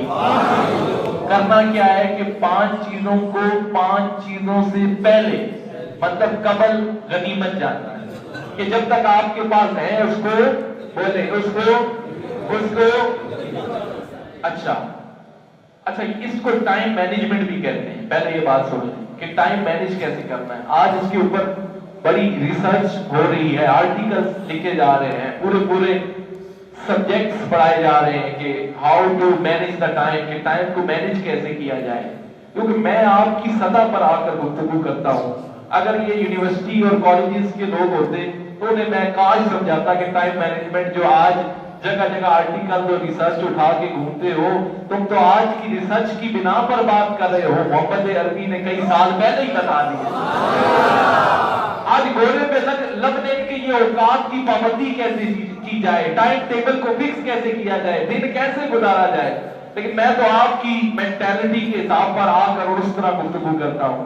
آپ اتنا ہی سمجھ لیجیے کہ یہ گھوڑے اور پہ لگنے تو تھوڑے نبی پہلی لب کی در پہلے ہی در چھڑے. آپ اتنا ہی سمجھ یہ اور بیچارے ترقی کی ہے. یہ آخر کی ٹائم کیسے مینج ہو, اور آپ کی تو ایک نماز بھی مقررہ وقت پر ہے. اوقات دیکھیں نا نماز کے، مقررہ وقت پر نماز پڑھنی چاہیے. یہ کیا ہے؟ ٹائم مینجمنٹ ہے. رات میں کچھ سو لینا چاہیے، یہ ٹائم مینجمنٹ ہے. تو ٹائم مینجمنٹ یہ سمجھ لیں کہ یہ ٹائم مینجمنٹ ہے، تو یہ حضور نے پہلے ہی بتا دیا کہ ٹائم کو مینج کیسے کیا جاتا ہے، اپنی ایکٹیویٹیز کو کیسے وقت کے اوپر سالو کیا جاتا ہے، یہ پہلے ہی بتا دیا. کیونکہ مولا علی رضی اللہ تعالیٰ عنہ آپ نے فرمایا کہ عوام کے ذہنوں کے مطابق گفتگو کرنی چاہیے. صرف یہی نہ ہوئے نا کہ اسی بجانے رہیے، اٹھو وجنا رہے تو سمجھ نہ آ رہے. تو میری کوشش یہ ہوتی ہے، کیونکہ میں اللہ کا فضل ہے کہ صرف اس خالی معاشرے کے اندر یا اس مینٹیلٹی کے اوپر بولنے والا بندہ نہیں ہوں. میں اچھے بھلے دنیا داروں اور اچھے بھلے ایجوکیٹڈ لوگوں کے اندر بولنے والا بندہ ہوں. یہ اعزاز ہے الحمدللہ مشائخ کے وسیلے سے. لیکن میں وہ آخنا کہ گل وہ ہوئے جڑا ایک فصیح اور بلیغ بھی ہے تو بڑا علم کی مہارت رکھتا ہے، اسا بھی سمجھ آوے، تو جڑا یہ میرا سادہ جا غلام بیٹھے ہے اسا بھی سمجھ آوے. تو میں تو اس حساب سے چیزوں کو لے کر چلتا ہوں، تو بات ادھر نکل جائے گی. تو عرض یہ کر رہا ہوں کہ سب سے پہلی بات حضور علیہ السلام سے جو فرمائی، ذرا کہیں نا سبحان اللہ. آپ نے فرمایا اپنی جوانی کو بڑھاپے سے قبل غنیمت جان. اس میں پوری زندگی کا نچوڑ ہے. اس کو میں کھول کے بیٹھ جاؤں تو خالی اسی ایک بات کے اوپر گفتگو میں بہت لمبی کر سکتا ہوں، لیکن تھوڑا تھوڑا سمجھاؤں گا. کیا فرمایا؟ اب آپ سے سننا ہے. جوانی کو بڑھاپے سے قبل غنیمت جانو. جوانی کو بڑھاپے سے قبل، جوانی کو بڑھاپے سے قبل، جوانی کو بڑھاپے سے قبل. مطلب اس کو جانو کہ آج تم جوان ہو، آج تم زور میں ہو، آج تم طاقت میں ہو. جوانی اس لیے نہیں آئی تھی کہ اس کو چوکوں اور کھوڑوں میں کھڑے ہو کر برباد کرو. جوانی اس لیے نہیں آئی تھی کہ تم لڑائیاں کرو، اور جوانی تو اس لیے آئی تھی کہ اس کو دہلیز محمدی پر نہیں کراؤ. دہلیز محمد پر آنے کا نام جوانی ہے. رب کا عرش فخر سے جھوم اٹھتا ہے کہ جب کوئی جوان توبہ کرتا ہے زمین پر. کثیر جوان بھی بیٹھے ہیں، یہ ان کے پر بوڑھے سے پہلے ہی بوڑھے نہیں گزار رہے. یہ تو پہلے ہی جا گزر چکے نا اس لیول پر. یہاں پر زیادہ کیونکہ ان سے وہ سٹیج گزر چکا ہے. ابھی آپ جو جوان بیٹھے ہیں ان کی توجہ طرف زیادہ ہے یہ بات. میں آپ کو بھی جوان ہوں، میں کوئی 30-35 سال نہ ہوا. یہ تو بڑوں کی صحبت نے بڑا کر دیا ہے. تو آپ بھی جوان ہیں، تو وہ پریکٹیکل آپ کے سامنے پیش کر رہا ہوں. یہ بڑا اخلاص آ جانا، بڑا ٹھہراؤ آ جانا، یہ نہیں ہوتا کہ بندہ عمر میں بڑا ہے. یہ ہے کہ وہ اس کو جو صحبت ملی ہے وہ بڑی ہے. نہیں تو اس ایج کا بچہ کوئی اتنے اخلاص اور اتنے ٹھہراؤ سے نہیں بات کرتا. یہ ہم ہی کرتے ہیں جو منجے ہوئے ہیں مشائخ، جو صحبت کے منجے ہوئے ہیں. چھوٹے ہیں لیکن 100 سال کی تجربے والی بات کرتے ہیں اور پکی بات کرتے ہیں.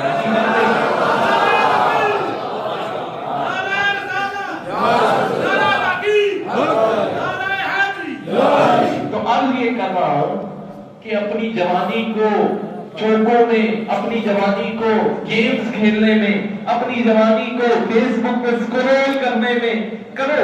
میں سوشل میڈیا کا کوئی وہ نہیں ہوں، اس کا میں کوئی اس میں بڑی اچھی چیزیں بھی ہیں. دیکھیں ہر چیز کا استعمال ہے، یہ آپ کے استعمال تک ہے. ہم کتنا اچھا استعمال نہیں کر رہے. ہم اسی سوشل میڈیا کے ذریعے اپنے مشائخ کو وہاں دکھاتے ہیں جو کوئی دیکھنے والا نہیں ہوتا، وہ ٹھن جاتا ہے دوسرے ملک میں بیٹھ کر. تو کیا وہ اس کا اچھا استعمال ہے؟ اور جب یہ ہم بھی یہ میرے سامنے رکھا ہوا ہے، اب قرآن پاک کی آیات ایک آسانی ہے نا، لیکن چیز وہ ہے کہ اس کا استعمال اچھا کیا جائے. استعمال بندے کے اوپر ڈیپینڈ کرتا ہے، استعمال بندے کے اوپر انحصار کرتا ہے.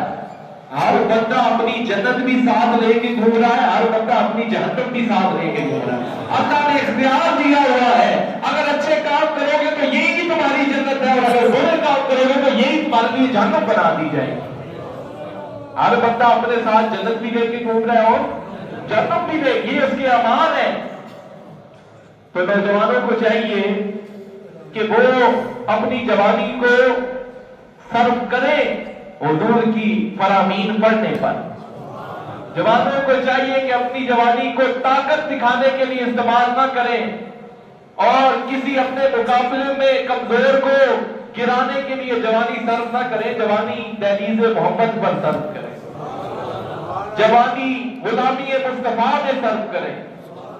میں تو بڑے ایک نقطے میں بات سمجھا رہا ہوں، جوانی وہی جوانی ہے جو ان کی یاد میں کٹی، ویسے جوانی کا کوئی فائدہ نہیں۔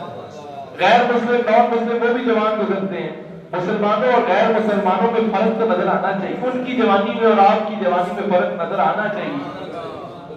ان کی جوانی کس طرح گزر رہی ہے ان سے ہمیں کوئی مطلب نہیں، اور آپ کی جوانی دہلیز محمد سے ہو کر گزرنی چاہیے صلی اللہ علیہ وآلہ وسلم۔ تو آپ کی جوانی، تو یہ جوانوں کا تو بڑا ایک اس کے اوپر میں بہت ساری جو خرافات ہیں ان کی طرف بھی اشارہ کر سکتا ہوں، لیکن وہ پھر مضمون لمبا ہو جائے گا۔ اب آتے ہیں حضور کے دوسرے فرامین کی طرف۔ یہ نام نوٹ کر رہے ہو گئے؟ پہلا میں نے کیا کہا ہے اور تسی دسو؟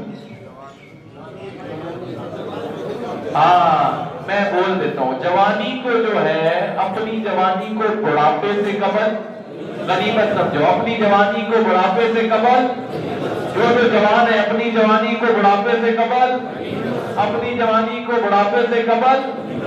اچھا اب دوسرا فرمان عالی ذیشان سنیے۔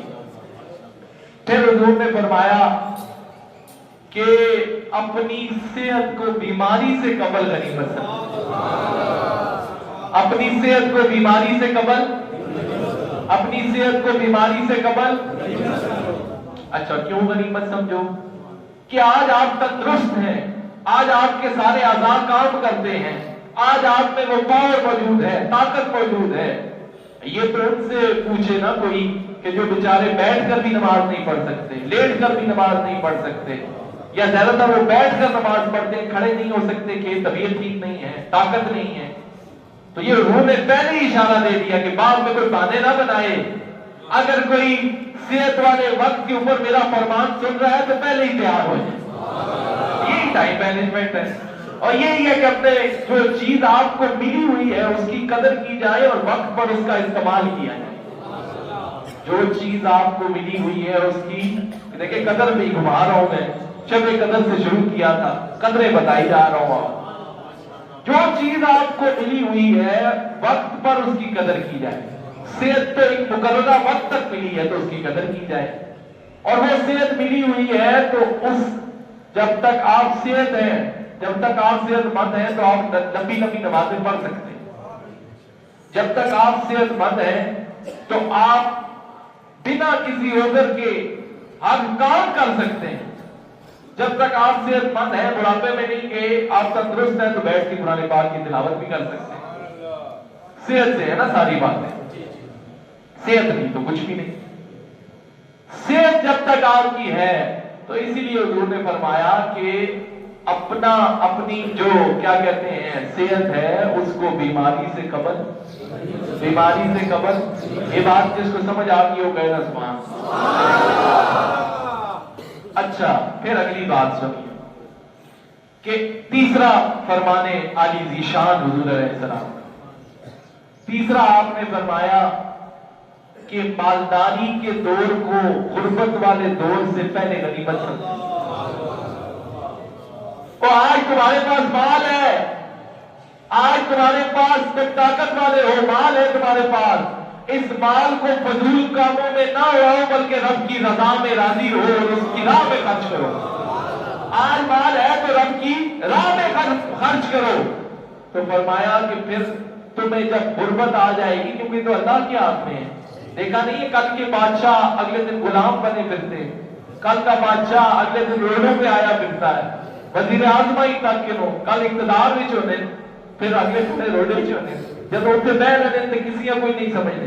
کہ آپ کے سامنے ہے نا پاکستان کی ہسٹری دیکھ لیں نا کہ جو وزرائے اعظم آتے ہیں پتہ ہی نہیں لگتا، مشتہد کے لیے آتے ہیں اگلے دن جیلوں میں ہوتے ہیں، پھر ضلع ضلع جو ہے پھر وزیر۔ یہ تو اللہ کی تقسیم ہے نا، جسے چاہے وقت میں قرار کر دے، جسے چاہے وقت میں بادشاہ بنا دے، اور چاہے تو یوسف علیہ السلام کو کنویں سے نکال کر مصر کا بادشاہ بنا دے۔ یہ تو اس کی شان ہے، اس کی شان ہے، اور چاہے تو وقت کے کہ یزید کو پہلے بادشاہ عطا فرمائے، بعد میں اسے کتا بھی نہ پوچھتا ہو. یہ بھی تو ہے نا. دونوں صورتیں ہیں. چاہے تو بظاہر جیت یزید کی نظر آ رہی ہو لیکن ذکر باقی حسین کا رہے.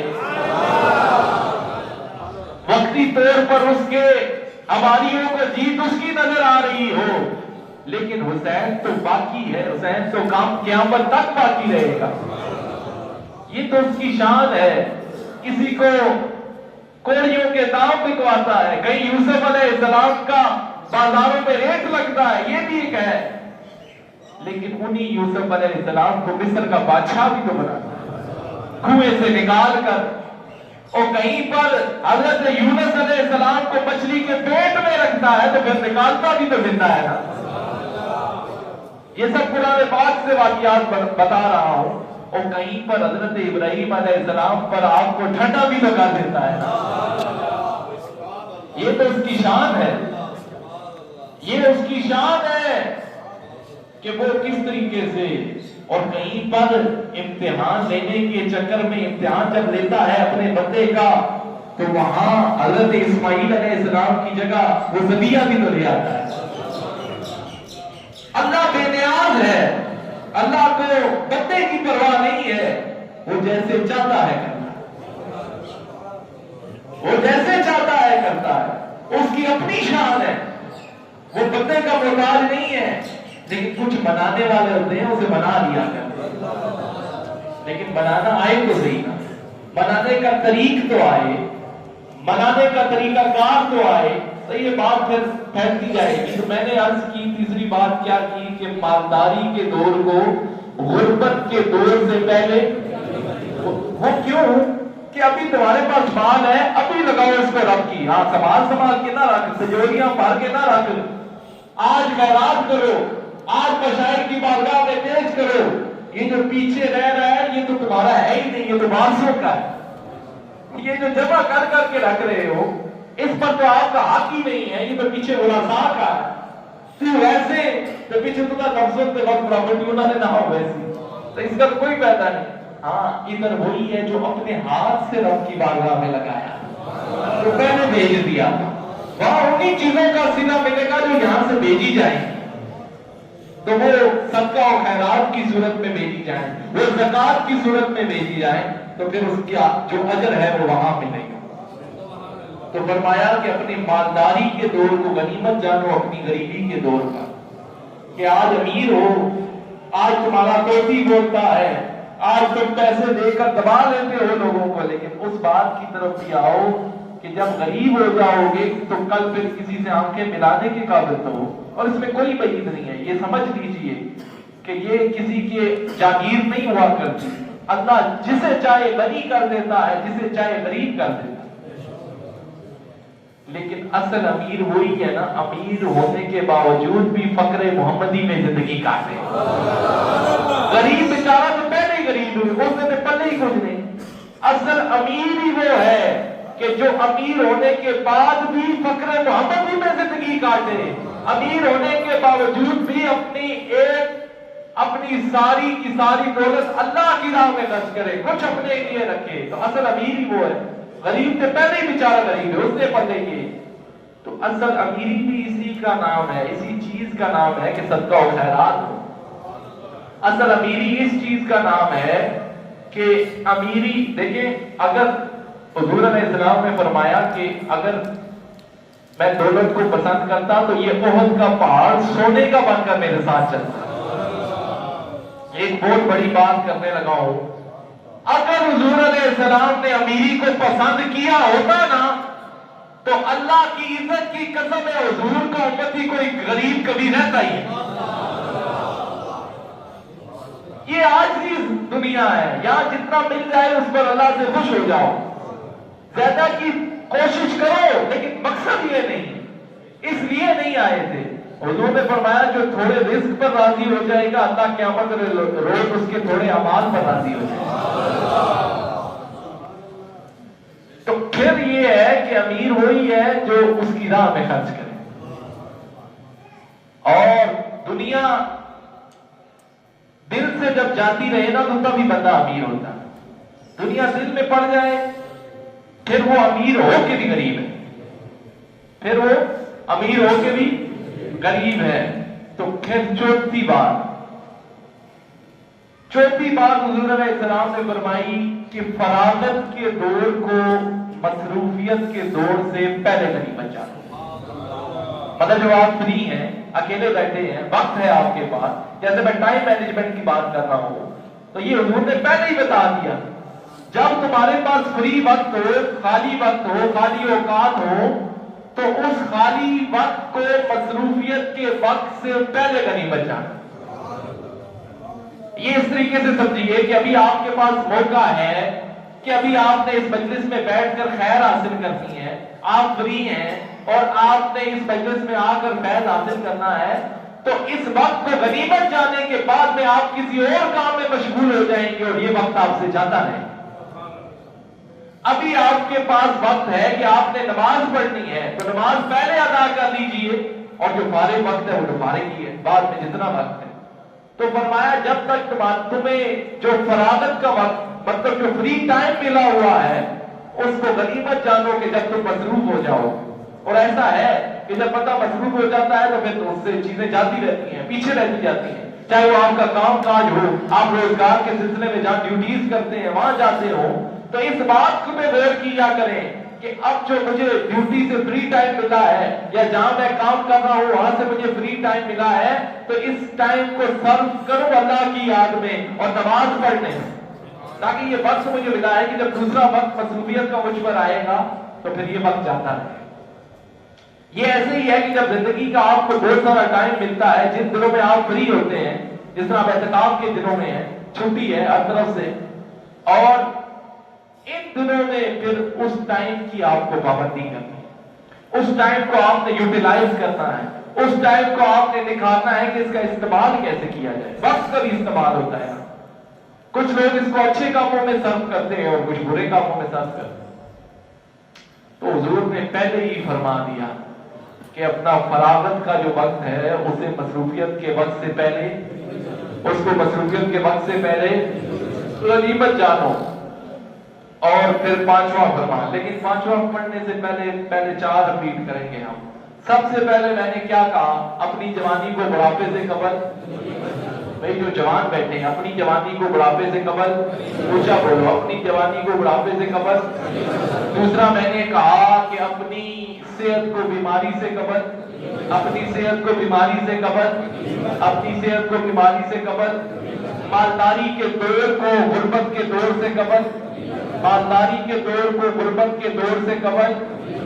فراغت کے دور کو مصروفیت کے دور سے قبل, فراغت کے دور کو مصروفیت کے دور سے قبل.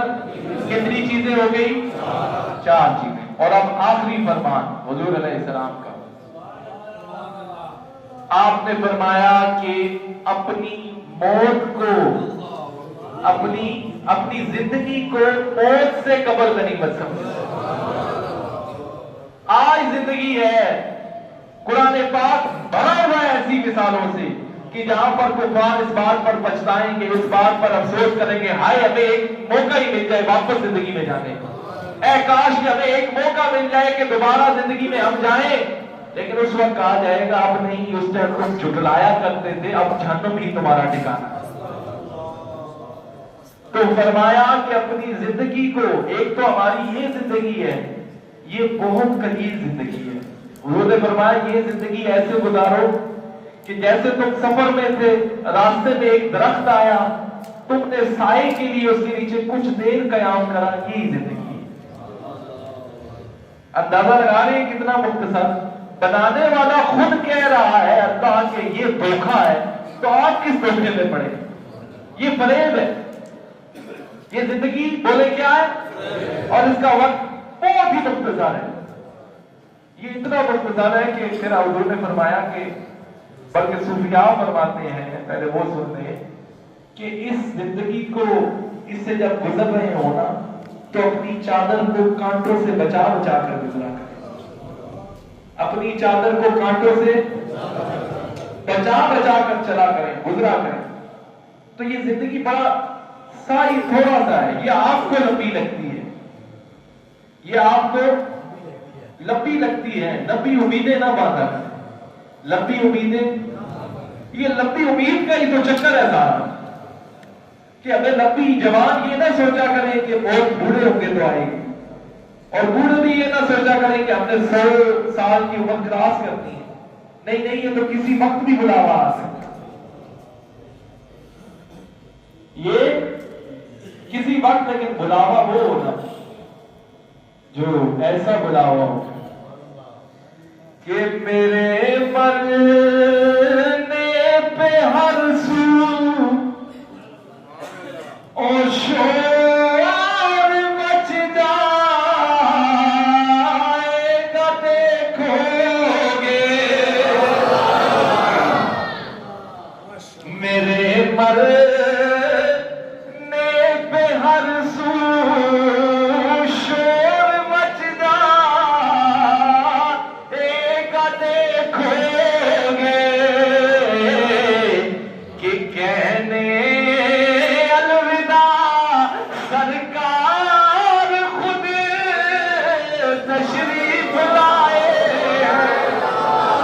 کہ کہنے الوداع، بھائی ایسے نہیں کہ کہنے الوداع. ہمارا یہ ایمان ہے کہ سرکار آئیں گے کہ کہنے الوداع، سرکار خود تشریف لائے اور کہنے الوداع، سرکار خود تشریف کہ کہنے الوداع، سرکار خود. تو ہمیں تو یہ اس بات کا بڑی خوشی ہے، اور موت تو اس کے لیے ڈر ہو، ہم تو قبر میں جا کر یہ کہیں گے کہ مر کے پہنچے ہیں اس دل ربا کے. ٹھیک ہے، وہ ہم سے، یہ تو ایک عارضی زندگی ہے. اچھا میں بتاؤں کہ جو زندگی میں کسی کا ہو کے مرتا ہے وہ مر کے بھی نہیں مرتا. جو زندگی میں کسی کے لیے مر گیا، مطلب محمد عربی کے لیے مر گیا، تو وہ مر کر بھی نہیں مرتا. وہ بولے وہ مر کر بھی نہیں مرتا. دیکھیے نہیں، اس کی مثال دیکھیے نا کہ خواجہ صاحب خواجہ اجمیری کتنا عرصہ گزر گیا. کیا کوئی سوشل میڈیا تھا اس وقت؟ کیا یہ جو آج کل اسکالر بن کے بیٹھے ہیں، یوٹیوبز کی کمائیاں کھانے والے، یہ والا نظام تھا وہاں پر؟ کچھ تھا؟ تو یہ کس نے ذکر باقی رکھا ہے؟ یہ اللہ نے ذکر باقی رکھا. اعلیٰ حضرت عظیم البرکت، ان کا ذکر کس نے باقی رکھا ہے؟ اللہ نے. کیا سوشل میڈیا تھا؟ سوشل میڈیا کی وجہ سے اعلیٰ حضرت کا ذکر باقی ہے؟ نہیں نہیں، رب تو فرماتا ہے، بلکہ حضور حدیث قدسی ہے، حضور علیہ السلام نے فرمایا کہ اللہ جس بندے سے محبت کرتا ہے تو حضرت جبریل علیہ السلام، یہ ضرورت نکل جائے گی بات، لمبی ایک ڈیٹیل ہے. آج یہ ہے کہ اولیاء کی محبت فرشی تو ہے ہی نہیں، یہ تو عرشی ہے. یہ فرشی تو ہے ہی نہیں، یہ تو عرشی ہے. اب سوچو، ہم جس کا ذکر باقی، بندہ کتابوں کے ذریعے جس کا ذکر باقی رکھتا ہے تو وہ کچھ چند لمحے ہی باقی رہتا ہے. تو جو ذکر اللہ باقی رکھے اپنے اولیاء کا، تو وہ کیسے؟ وہ محتاج ہے میڈیمز کا، سوشل میڈیا کا نہیں. تو آج جو بڑے مزے سے آ کر اکابرین کے اوپر تنقید اور تشریح کر جاتے ہیں، پتہ ہی نہیں لگتا. وہ جو ایک ایک حدیث مبارکہ کے لیے آدھی زندگی تو سفر نہیں کٹ گئی، ایک فرمانے عالی کی شان سننے کے لیے ایک جگہ سے دوسری جگہ سفر کیا. آج تمہیں نیٹ کے اوپر ہر چیز مل گئی ہے، تو اس کا یہ مطلب ہے کہ بزرگان دین اور اکابر دین کی تم تذلیل کرو، ان کے احسان کو بھول جاؤ، کہ جنہوں نے تو آدھی زندگی ایک حضور کا فرمان سننا ہوتا تھا تو اتنا لمبا سفر کر کے جانا پڑتا تھا. یہ جو آپ بڑے مزے سے موبائل کے اندر لے کر بیٹھے ہو، اور پیچھے دیکھیں تو صحیح کہ بزرگان دین کی محنت کتنی ہے، محدثین کی محنت کتنی ہے، مفسرین کی محنت کتنی ہے، اور جنہوں نے حدیث مبارکہ کو اکٹھا کیا ان کی محنت کتنی ہے.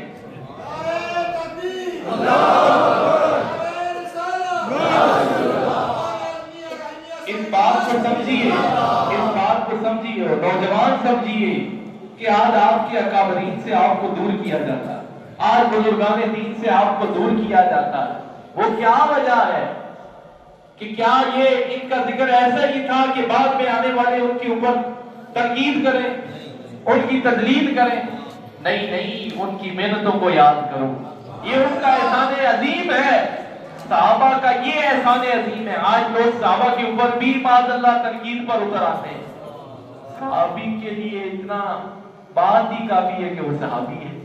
آپ جتنی مرضی عبادتیں کریں، تہجد گزار ہو، تلاوت کلام الہی، جو مرضی پوری زندگی ایک گناہ بھی نہ کریں، آپ صحابی نہیں بن سکتے، آپ صحابی نہیں بن سکتے۔ مجھے یہ بتاؤ، صحابی عمل سے بنتا ہے؟ صحابی عمل سے بنتا ہے؟ تو پھر یہ جو ان کے عمل پر تنقید کرتے ہیں، ان کے منہ کے اوپر ایک لگایا کرو، اور صحابی تو عمل سے بنتا ہی نہیں ہے، وہ تو صحابی بنا ہی تب ہے کہ اسے مجلس محمد ہی نصیب ہے اور اس نے حضور کا دیدار کیا۔ مطلب میں یہ سمجھانے کی کوشش کر رہا ہوں کہ جو لوگ صحابہ پہ تنقید کرتے ہیں، ان کی اعمال کی بیس کے اوپر ہی کرتے ہیں، ان کی اعمال کو تنقید کا نشانہ بناتے ہیں، اعوذ باللہ۔ تو انہیں یہ بتایا کرو کہ صحابی تو عمل سے بنتا ہی کوئی نہیں، اور صحابی کو تو صحابی بنایا ہے حضور کے دیدار نے، ان کی مجلس نے صحابی، جھگڑا ہی ختم۔ اور آپ جتنے بھی مرضی بلند ہو جائیں، صحابی تو نہیں بن سکتے، وہابی بن سکتے ہیں، صحابی نہیں بن سکتے۔ وہابی بندہ کوششوں سے بھی بن جاتا ہے، جب اس کو بزرگان دین سے الگ کر دیا جائے تو وہابی تو بن گیا یا نہیں بن گیا؟ تو ہم نے وہی بات لینی ہے، ہمیں وہی بات پسند ہے جو امت کے اکابرین، صلحاء، سلف صالحین نے ہم تک پہنچائی ہے۔ ہمارے لیے اس بات میں فضیلت ہے، اس بات ہمارے لیے وہ بات معنی رکھتی ہے۔ اس کے علاوہ اپنی کوئی باتیں اور اپنی رائے کو شامل کرتا ہے تو ہم ردی کی ٹوکری میں اس کی باتوں کو بھیجتے ہیں۔ تو وہ عرض یہ اس کے اوپر کل گفتگو کروں گا، کیونکہ یہ بہت ضروری مسائل ہیں کہ آج یہ میں بڑا پرفتن دور کے حوالے سے، نئی نئی بولیوں والوں کے حوالے سے کل اس کے اوپر اللہ نے زندگی کی تو گفتگو کروں گا کہ آپ لوگوں کو بہت دور کیا جا رہا ہے، آپ کی نئی نسل کو صحابہ سے بدل کیا جا رہا ہے، آپ کی نئی نسل سے، آپ بیٹھے میں سنتا ہوں، آپ کی نئی نسل کو جو ہے وہ اہل بیت سے دور کیا جاتا ہے، آپ کی نئی نسل کو بزرگان دین سے دور کیا جاتا ہے، نئے نئے سبق پڑھا کے، نئی نئی باتیں کر کر اور ان کے سامنے فریب ڈال کر۔ میں کہتا ہوں اچھا ایک بہت بڑی بات کرنے لگا ہوں، اور یہاں کیا بہت بڑی جو سننا چاہتا ہے، میں یہ کہتا ہوں کہ اگر حضور الحاج فقیر پیر ثانی سرکار، بڑی اونچا میں بات کر رہا ہوں اولیاء کی، اگر بہت ہی بڑی بات کرنے لگا ہوں، اگر ہمارے حضور قبلہ عالم اس تصوف کے سلسلے کے اندر نہ بھی ہوتے، یہ پیری مریدی والا سلسلہ نہ بھی ہوتا، خدا کو حاضر ناظر جان کر کہہ رہا ہوں، پھر بھی اللہ کی مخلوق اسی طرح آتی، اور یہ ٹائٹل نہ بھی ہوتے، یہ پیر مرید والا ٹائٹل نہ بھی ہوتا کہ ہمارا شہر اتنا کامل ہے، یہ کچھ بھی نہ ہوتا تو ہم سب یہاں آئے ہوتے۔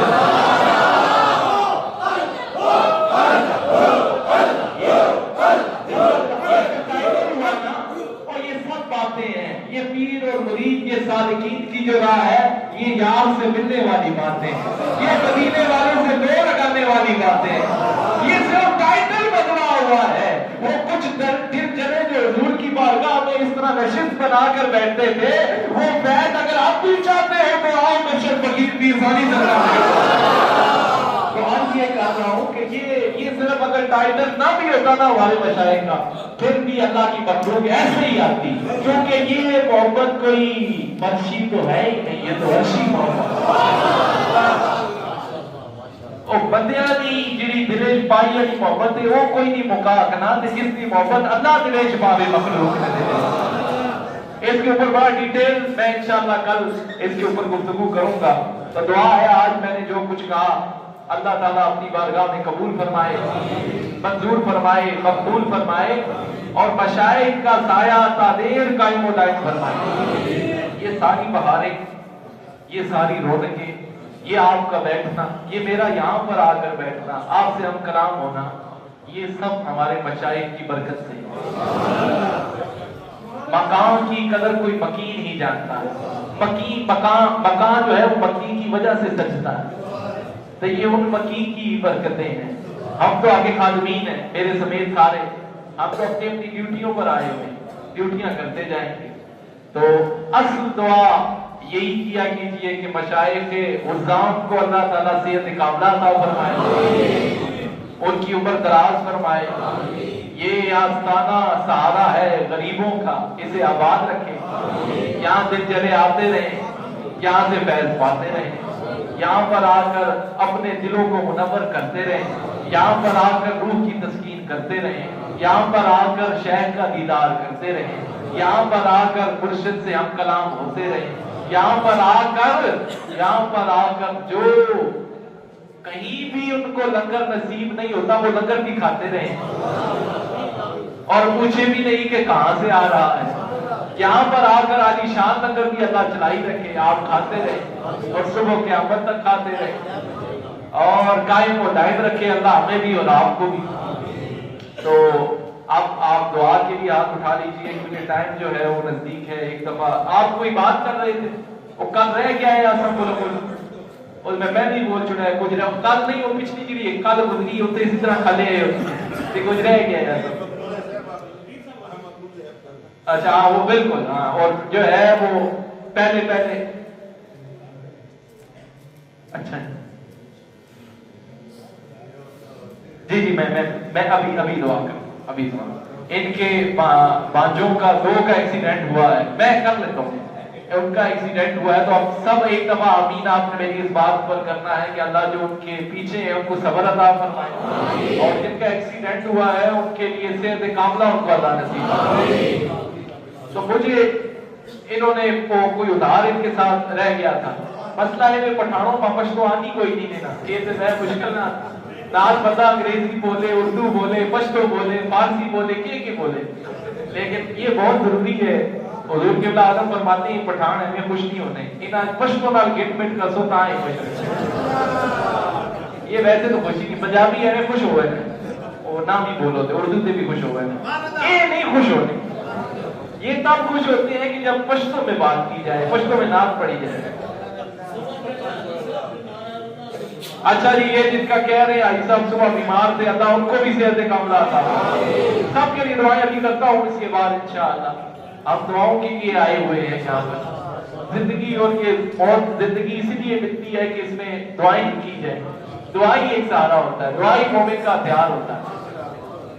اچھا تو آپ نے مجھے کہا کہ وہ نعت کا آپ کہہ رہے تھے، اس کا پشتو کی نعت، ہاں پشتو کی نعت ایک 2 ہی آنیاں نے، وہ بڑی مشکل نعت، تو 12 چلیں اس کو میں جی نہیں وہ یہ کہہ رہے ہو انہیں سے پڑھوا دیں، آپ پڑھنی ہوئے تو پہلے ہی پڑھ چھوڑا، وہ پڑھانا ہی 5 چاہتے ہیں، یہ بچتا ہے، وہ پڑھانا ہی مجھے چاہتے ہیں، تو سب جو ہے نا وہ مجھے سننا چاہتے ہیں۔ تو 12 چلیں ایک دفعہ درود پاک پڑھیں، صلی اللہ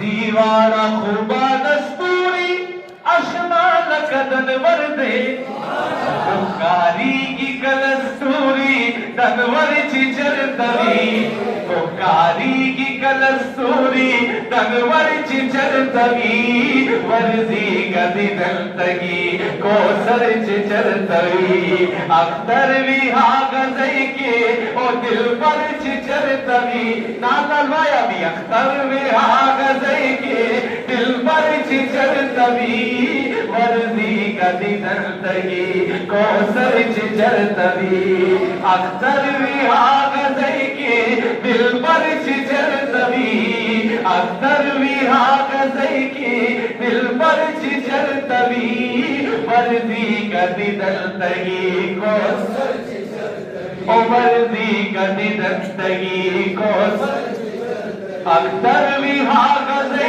کے دل پر اختر بھی حاغزے کے دل پر مرضی گدی دستگی کو اے صدیق لکا آفتاب جہان پریم نورو جنت جہان جنت تمام جہان پواخدر مرو اولوی دا خوشحالی دی ہے در چجر تبی اولوی دا خوشحالی دی ہے در چجر تبی ورزی گدی دنتگی کو سر چجر تبی اختر وی حاغزے کے دل پر چجر تبی اختر وی حاغزے کے دل پر چجر تبی ورزی گدی دنتگی کو کافی ہے جی خوشان شو اچھا جی تو یہ پھر پنجابیاں نال بیلوا نہ ہو جائے نا پنجابی والے بھی ہے ساری پنجابیاں اچھا تو چلے پنجابی والے جو ہے نا وہ ان کے لیے کچھ نہ کچھ کر دینا چاہیے تاکہ یہ بعد یہ نہ آپ کو کہ پیر پنجابیاں بول گئے پنجابیوں کے لیے میں کیا کروں پنجابیوں کو کیا سناؤں ان کے لیے چلو جی میں ایک اور نئی گل سنانا تھا جی جی آ گیا جی آ گیا او مدنی دا جوڑ کوئی نہیں ناچن وہ تیج آئے نا پھل وہ تیج آئے ناچن وہ تیج آئے نا پھل وہ تیج آئے مدنی دا جوڑ کوئی نہیں مدنی دا جوڑ کوئی نہیں یقین ہو گیا ہے مدنی دا جوڑ کوئی نہیں اور تکو پٹھانا سمجھ نہیں بھی آنی جھوٹنے نے پہنا ایک گالے ایک خاصیت جائے رہنا تو تسی پنجابی میں داتے ہی رہے ہو مدنی دا جوڑ کوئی پٹھانا کو سکھو کس طرح سڑیا ہے مدنی دا جوڑ کوئی نہیں یقین ہو گیا ہے مدنی دا جوڑ کوئی نہیں یقین ہو گیا ہے چند فلک دا جس نو جناب آختے نے یعنی کہ چند سب تو سارے جدا آختے نے قدماں دے وچ پہ آئے یقین ہو گیا ہے قدماں دے وچ پہ آئے یوں اشارہ کیا اور اپنی انگلیوں سے حضور علیہ السلام نے چاند کو میل کمرے کیا قدماں دے وچ پہ آئے یقین ہو گیا ہے مدنی دا جوڑ کوئی نہیں مدنی دا جوڑ کوئی نہیں یقین ہو گیا ہے ناچن او دے جائے نا پھل او دے جائے مدنی دا جوڑ کوئی نہیں یقین ٹھیک ہے جی کافی ہو راضی ہو سریکی والا کوئی بیٹھے ہے تو پکوان بھی آتی ہے اور اس سے ہزارے کا کوئی بیٹھے ہے تو اس کی زبان بھی آتی ہے اس سے بھی سناتا ہزارے لایا ہے کوئی ہے ہی ہزارہ بہت سارا نکل آیا ہے اس کس بوز دے نال میں لائی نہیں تیرے بوئے آن کے بہ گیا ان کو والے بیٹھے تھے نا ہزارے والے بیٹھے تھے وہ آفتاب سے نہیں بیٹھے تھا کدھر آفتاب ہے الگ یہ آفتاب یہ ہے او کس ہور دے نال میں لائی نہیں توڑے بوئے آن کے بہ گئے دینا یکنا اپنی صفائی میں توڑے بوئے آن کے توڑے بوئے آن کے بہ گئے تو آسان ہے سمجھ آ رہا ہے کہ آپ کے بوئے پر آ مطلب آپ کے دروازے پر آ گئے او کسے ہو دیتے اور اداریہ جب تک سا آواز آئی کہ ٹھیک ہے اگلا چیز پر سا ٹھیک ہے اور کسے ہو دیتے نال میں لائی نہیں توڑے بوئے آن کے بہ گیا دینا یکدا اپنی صفائی میں توڑے بوئے مار سر تے بھار گناہ دا پیمان کوڑا میں لیا روانا پیمان کوڑا میں لیا روانا دینا یکدا اپنی صفائی میں توڑے بوئے آن کے بہ گیا یہ بڑا شعر آخری سنیں کہ عشق والوں کی اپنی زبان ہوتی ہے جو آتے نہیں لکھیاں تو تختیاں میں نہ کتاباں کھول کے دیکھیاں میں نہ کتاباں کھول کے دیکھیاں میں کتی عشق دیے پڑھائی میں کتی عشق دیے پڑھائی میں چھتر بوئے آن کے اچھا سریکی والا بھی ہے سریکی والا کوئی ہے یا نہیں ہو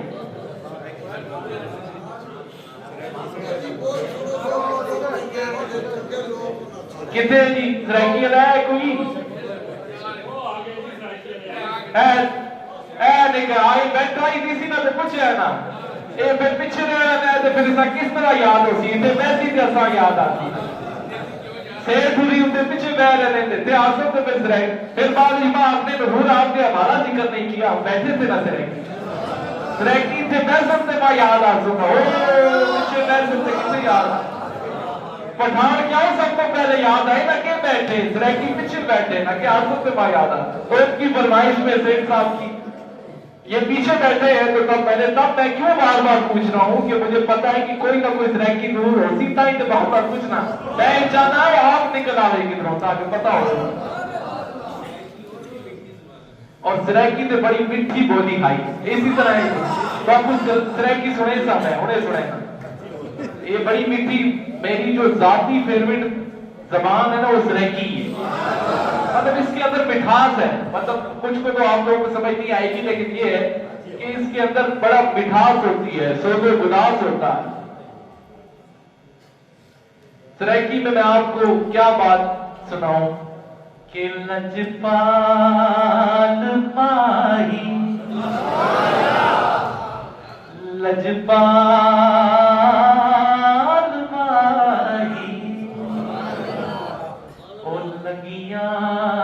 باچا کو جیت کملی نکل لاچا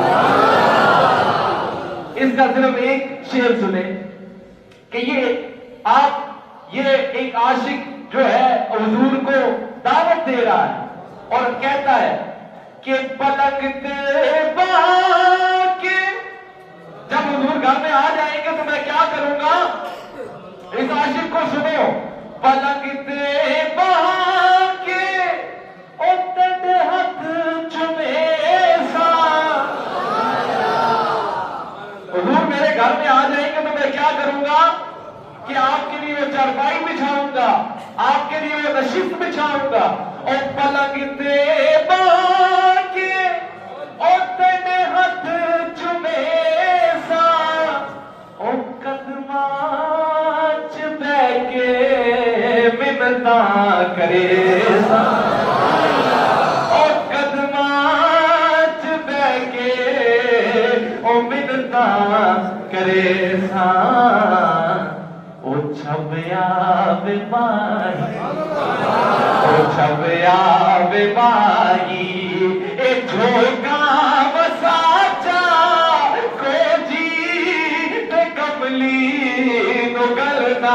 نال لا جا لجپال بائی لجپال بائی او لگیاں تے باچا کو جی تے کملی نو گل نال لا جا لجپال بائی لجپال بائی خوش ہو جس رہ کیا دو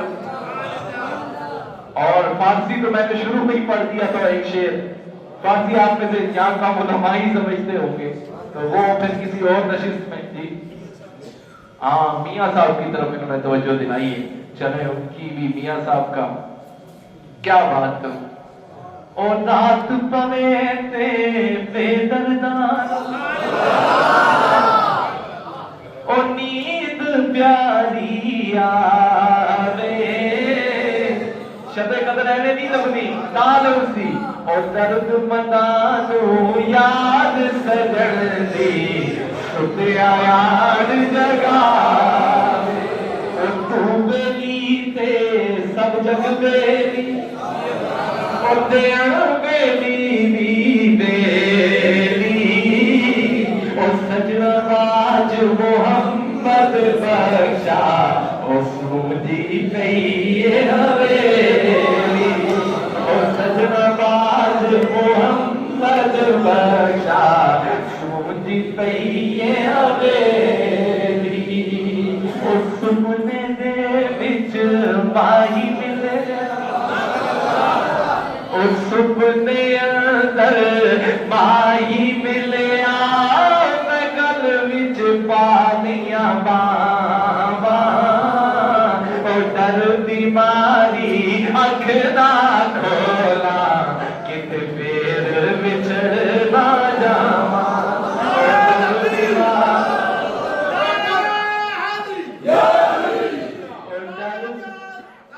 زندہ باد ڈر بیماری اکھ نہ کھولا کتے پھر بچھڑ نہ جاواں او سروداس حیران کھلوتے سرودا درخت کی ہے نا وہ جو جڑاں چونا تو وہ دفعہ اٹھتے سروداس آپ کہتے ہیں یہ درخت حیران کھڑے ہوئے او سروداس حیران کھلوتے اتے پیر زمین چ گڑے او ہڈیاں چک چک چاٹیاں پاتے متا یاد کداں سر کٹے تو یہ تو بہت ایک میں نے صرف آپ کی دل جوئی کے لیے تھوڑے سے شعر پڑھ دیے تو عصر کا ٹائم بھی قریب ہو رہا ہے دعا کے لیے آپ ہاتھ اٹھا لیجیے ایک دفعہ سورہ